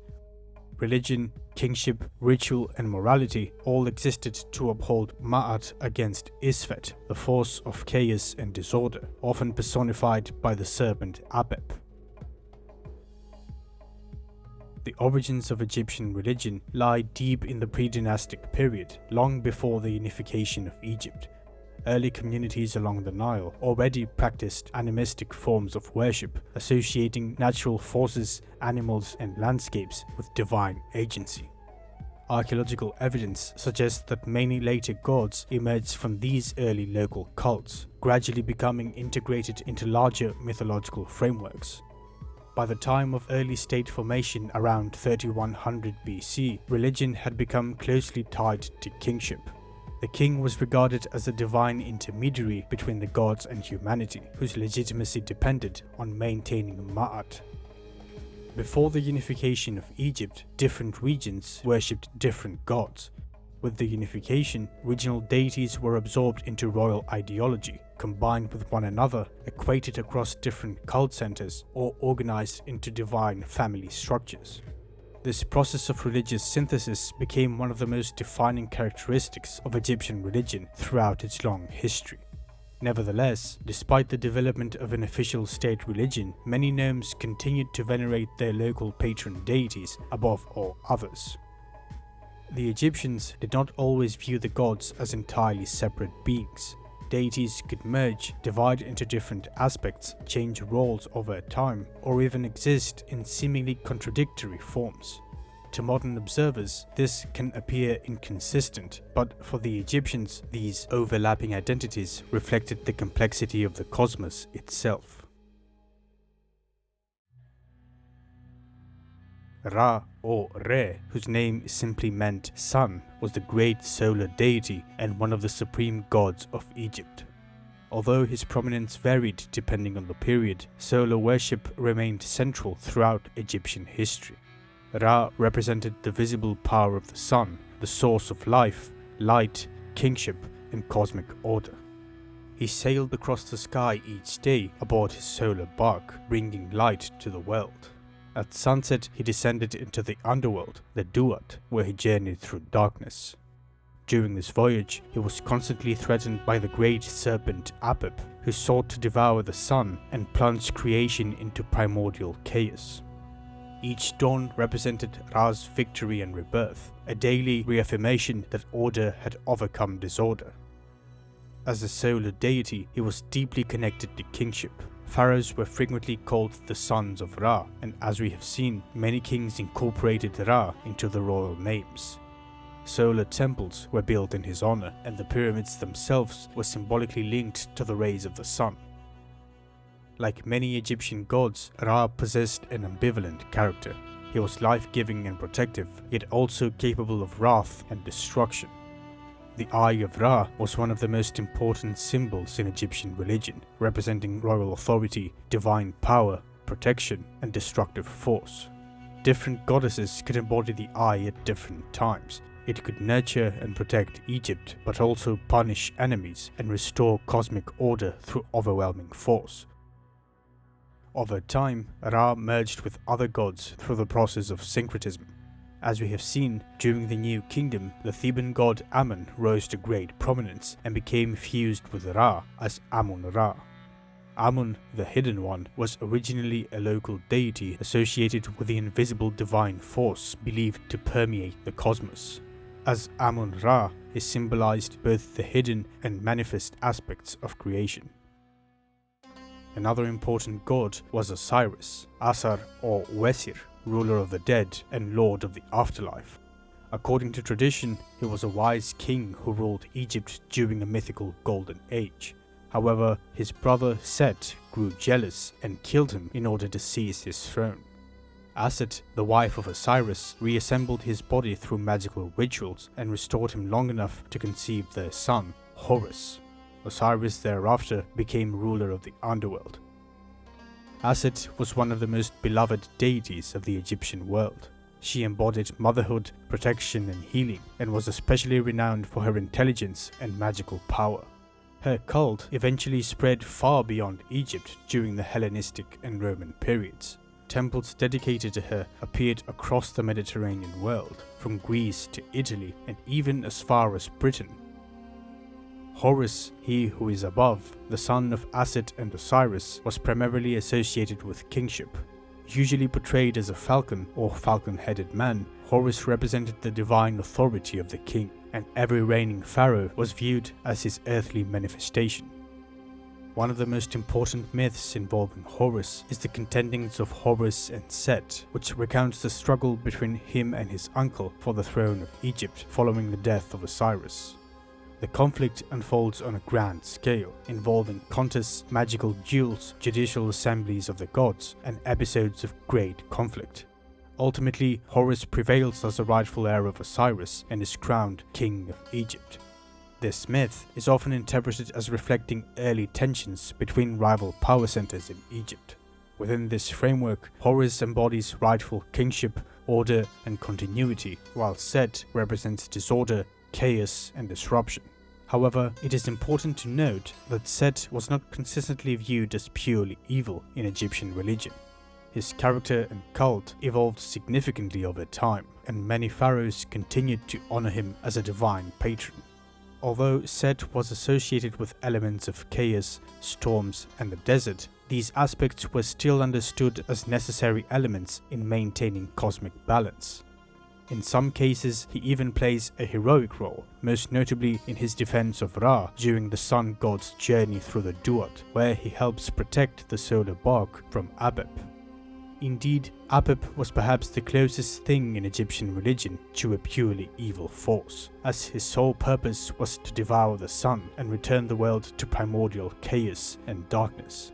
Over time, however, particularly during periods following foreign domination, Set's association with outsiders and chaos contributed to an increasingly negative perception. Another major god of the Egyptian pantheon was Anubis or Ampu. Usually depicted as a jackal or jackal-headed man, Anubis was associated with embalming, mummification, tomb protection, and guidance of the dead. Jackals were commonly seen near cemeteries, which likely influenced their association with funerary practices. Maat was the goddess who personified the concept of cosmic balance. Usually depicted as a woman wearing an ostrich feather, she embodied truth, justice, order, and harmony. The entire Egyptian state and religious system existed to preserve Maat. Pharaohs were expected to uphold it politically, morally, and ritually. One of the most fascinating deities was Thoth or Jehuti in Egyptian, associated with wisdom, writing, mathematics, magic, and the moon. Usually depicted as an ibis-headed man or a baboon, Thoth served as the scribe of the gods. Through later Greek interpretation, Thoth became associated with Hermes, producing the syncretic figure Hermes Trismegistus, who later became central to mystical philosophy. Ptah, the patron deity of Memphis, occupied an important role in Egyptian religion. He was the god of craftsmen, builders, sculptors, and artisans. As one can imagine from Egyptian architectural culture, Ptah's importance remained significant throughout Egyptian history. In fact, the name Egypt comes from the Greek Aegyptos, which is thought to derive from the Egyptian phrase Hut-Kapta, house of the Ka of Ptah, originally the name of the temple of Ptah in Memphis. Hathor was one of the most versatile goddesses of the Egyptian pantheon. Associated with love, beauty, music, fertility, dance, joy, and motherhood, she was often depicted as a cow or as a woman with cow horns supporting a solar disk.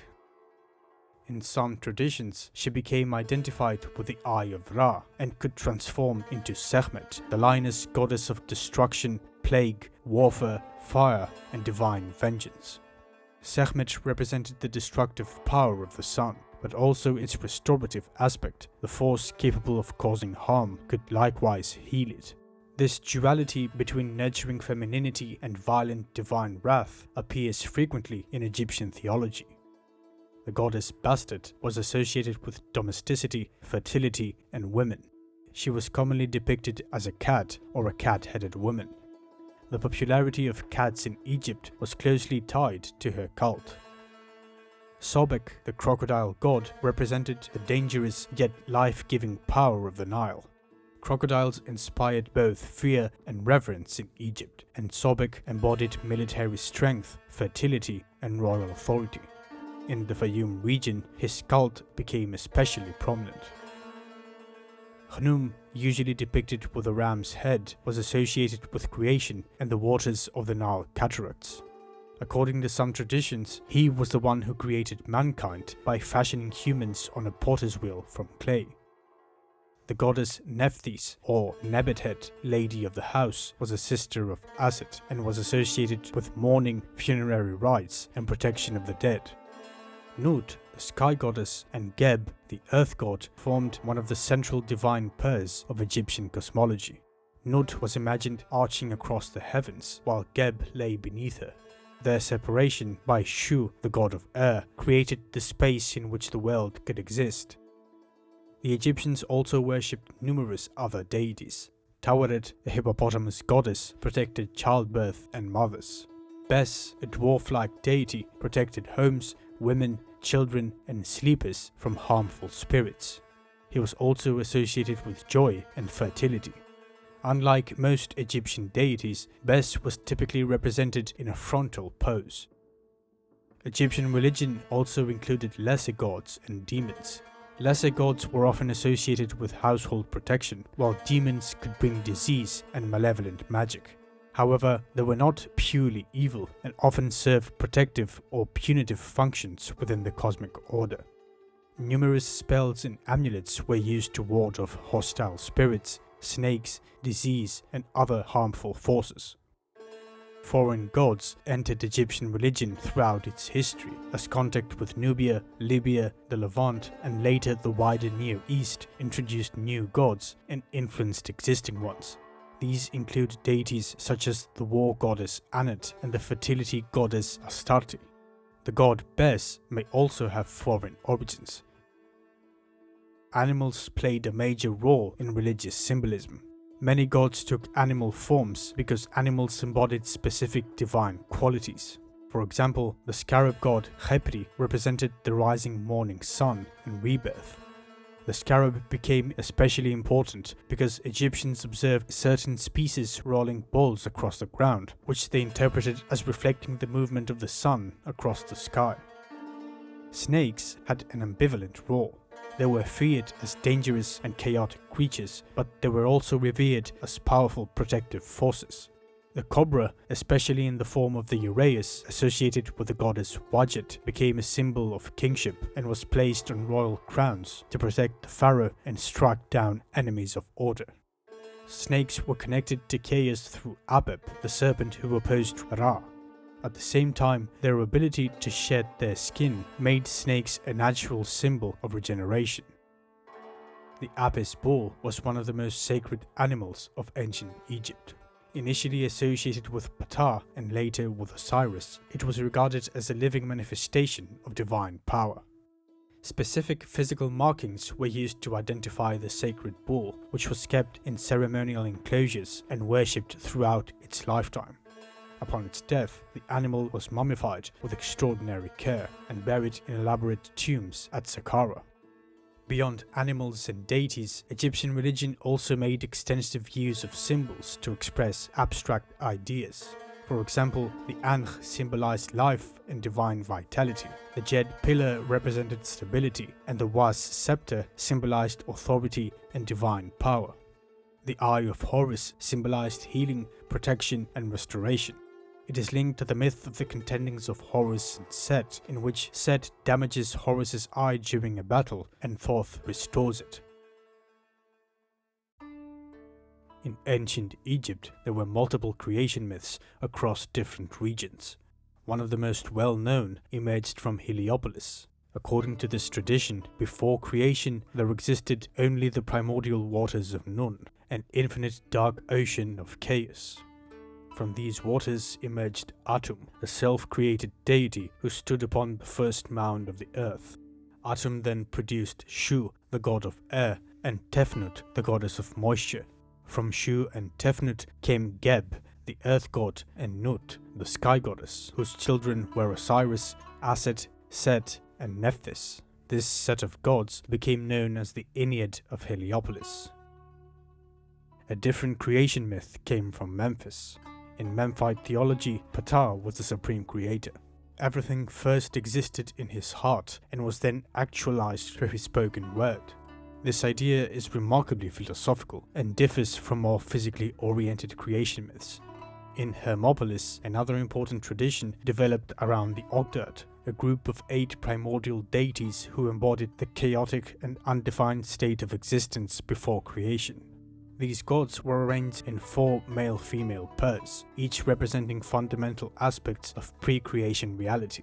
Darkness, Kek and Kauket, hiddenness and invisibility, Amun and Amaunet, infinity or boundlessness, Heh and Hauhet, and the primordial waters, Nun and Naunet. These forces symbolized conditions of existence that were formless, inert, and without order. Within this framework, creation did not begin with a fully formed universe, but with a gradual emergence of structure from these chaotic principles. The Ogdoad collectively generated the conditions that allowed the primordial mount to rise from the waters and the first divine light to appear, often imagined as the rising sun or the cosmic egg. This moment marked the transition from the limitless waters of Nun into an ordered cosmos governed by Maat. Although these myths differed in details, they did share some common themes. Creation emerged from chaos, divine order had to be continually maintained, and the cosmos remained vulnerable to disorder. This vulnerability explains the immense importance of Maat. Maat was the correct functioning of existence itself.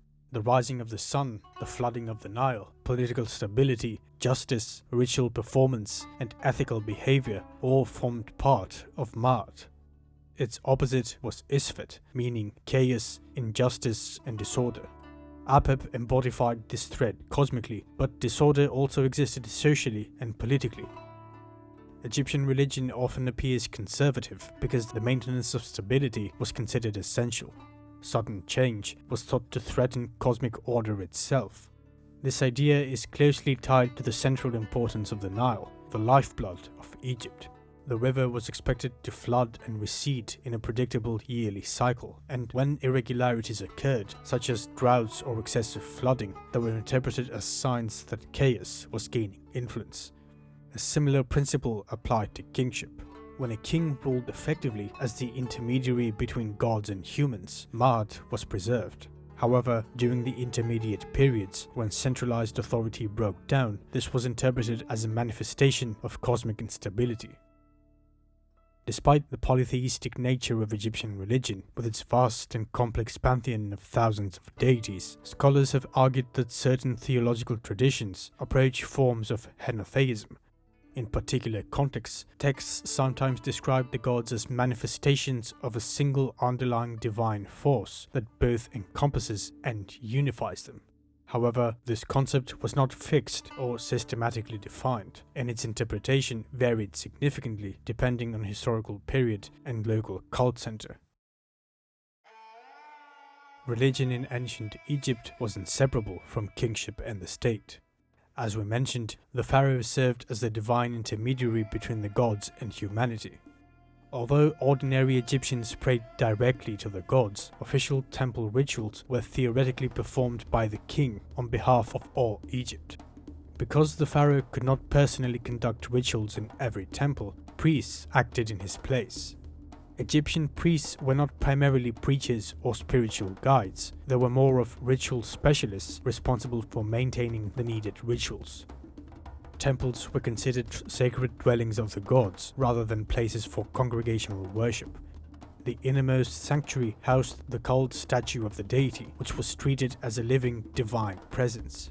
Each day, the statue was awakened, washed, clothed, perfumed, and presented with offerings of food, drink, and music. Purity was extremely important for priests. They bathed and shaved their bodies regularly, wore linen garments or leopard skins, and observed ritual restrictions before entering sacred areas. Temple complexes also served economic and political functions. Many temples owned vast estates, agricultural lands, and labor forces. Festivals formed some of the most important moments in Egyptian religious life because they temporarily brought the gods out among the people. During festivals, cult statues were carried in sacred processions. Crowds gathered to celebrate with music, dancing, feasting, drinking, and prayer. One of the most famous gatherings was the Opet festival at Thebes, during which the statues of Amun, Mut and Khonshu travelled from Karnak to the Luxor temple. Another important celebration was the beautiful Festival of the Valley, during which the dead were commemorated and families visited tombs. Ancient Egyptians believed in magic, known as Heka, which was regarded as a divine force woven into the fabric of the cosmos. Spells, amulets, rituals, and sacred words were believed to influence reality. Priests, physicians, and ordinary people alike employed magical practices for protection, healing, fertility, and defense against hostile spirits.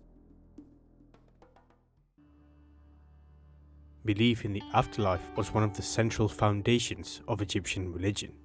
When someone died, Egyptians would often say that he has gone west, or that he is now a Westerner. The West held profound symbolic significance because it was the place where the sun set each evening. Egyptians believed that the sun died at sunset, journeyed through the underworld during the night, and was reborn at dawn. Due to this symbolism, cemeteries and funerary complexes were frequently constructed on the western side of the Nile, while most cities and settlements were built on the eastern side. The Egyptians believed that the human being consisted of several interconnected spiritual components. The Ka represented the life force or vital essence. The Ba represented personality and mobility, often depicted as a bird with a human head capable of traveling between worlds. The Ah represented the transformed spirit after successful passage into the afterlife. The physical body also remained essential because preservation of the body allowed these spiritual components to remain connected and continue existing. This was the primary reason mummification became so important. During the Old Kingdom, the earliest large corpus of Egyptian funerary literature appeared in the form of the pyramid texts. These inscriptions consisted of hundreds of hymns, spells, and invocations intended to help the king ascend to the heavens, overcome obstacles, and join the company of the gods. During the Middle Kingdom, many of the concepts and spells found in the pyramid texts were adapted into the coffin texts, which were written on wooden coffins belonging to non-royal elites. Later, during the New Kingdom, funerary literature evolved further into what modern scholars call the Book of the Dead. The book consisted of a collection of spells, prayers, hymns, and instructions customized for individual burials. These texts were intended to guide the deceased safely through the dangers of the afterlife, help them navigate divine judgment, and ensure successful rebirth. The afterlife realm itself, known as the Duat, was imagined as a mysterious and dangerous domain, filled with gates, lakes of fire, demons, gods, and supernatural challenges. To navigate the Duat successfully, the deceased needed knowledge of sacred names, passwords, and rituals. One of the most famous episodes of the afterlife journey was the weighing of the heart. Before Osiris and the tribunal of divine judges, the heart of the deceased was weighed against the feather of Ma'at. The heart represented conscience and moral character. If it balanced correctly, the deceased could continue into the blessed afterlife. If not, Amet, a monstrous hybrid creature, devoured the heart. The ideal afterlife was called the Field of Reeds, a perfected version of Egypt itself, where the deceased could live eternally in abundance and harmony. Osiris became central to these beliefs because his own death and resurrection provided the model for human rebirth. Through proper rituals and moral conduct, Egyptians hoped to identify with Osiris and achieve eternal life. Ancient Egyptian religion endured for more than 3,000 years, making it one of the longest continuously practiced religions in human history. Across this great span of time, it survived political collapse, foreign invasions, and profound cultural transformations under Greek and later Roman rule. Certain Egyptian religious ideas, such as divine judgment after death, resurrection symbolism, sacred kingship, and mother and child imagery, continued to echo through later Mediterranean religious traditions, including aspects of Greco-Roman spirituality and early Christianity. Egyptian religion left a profound legacy that endured long after the last temples were closed by Christian Roman emperors and the last hieroglyphs were carved into stone.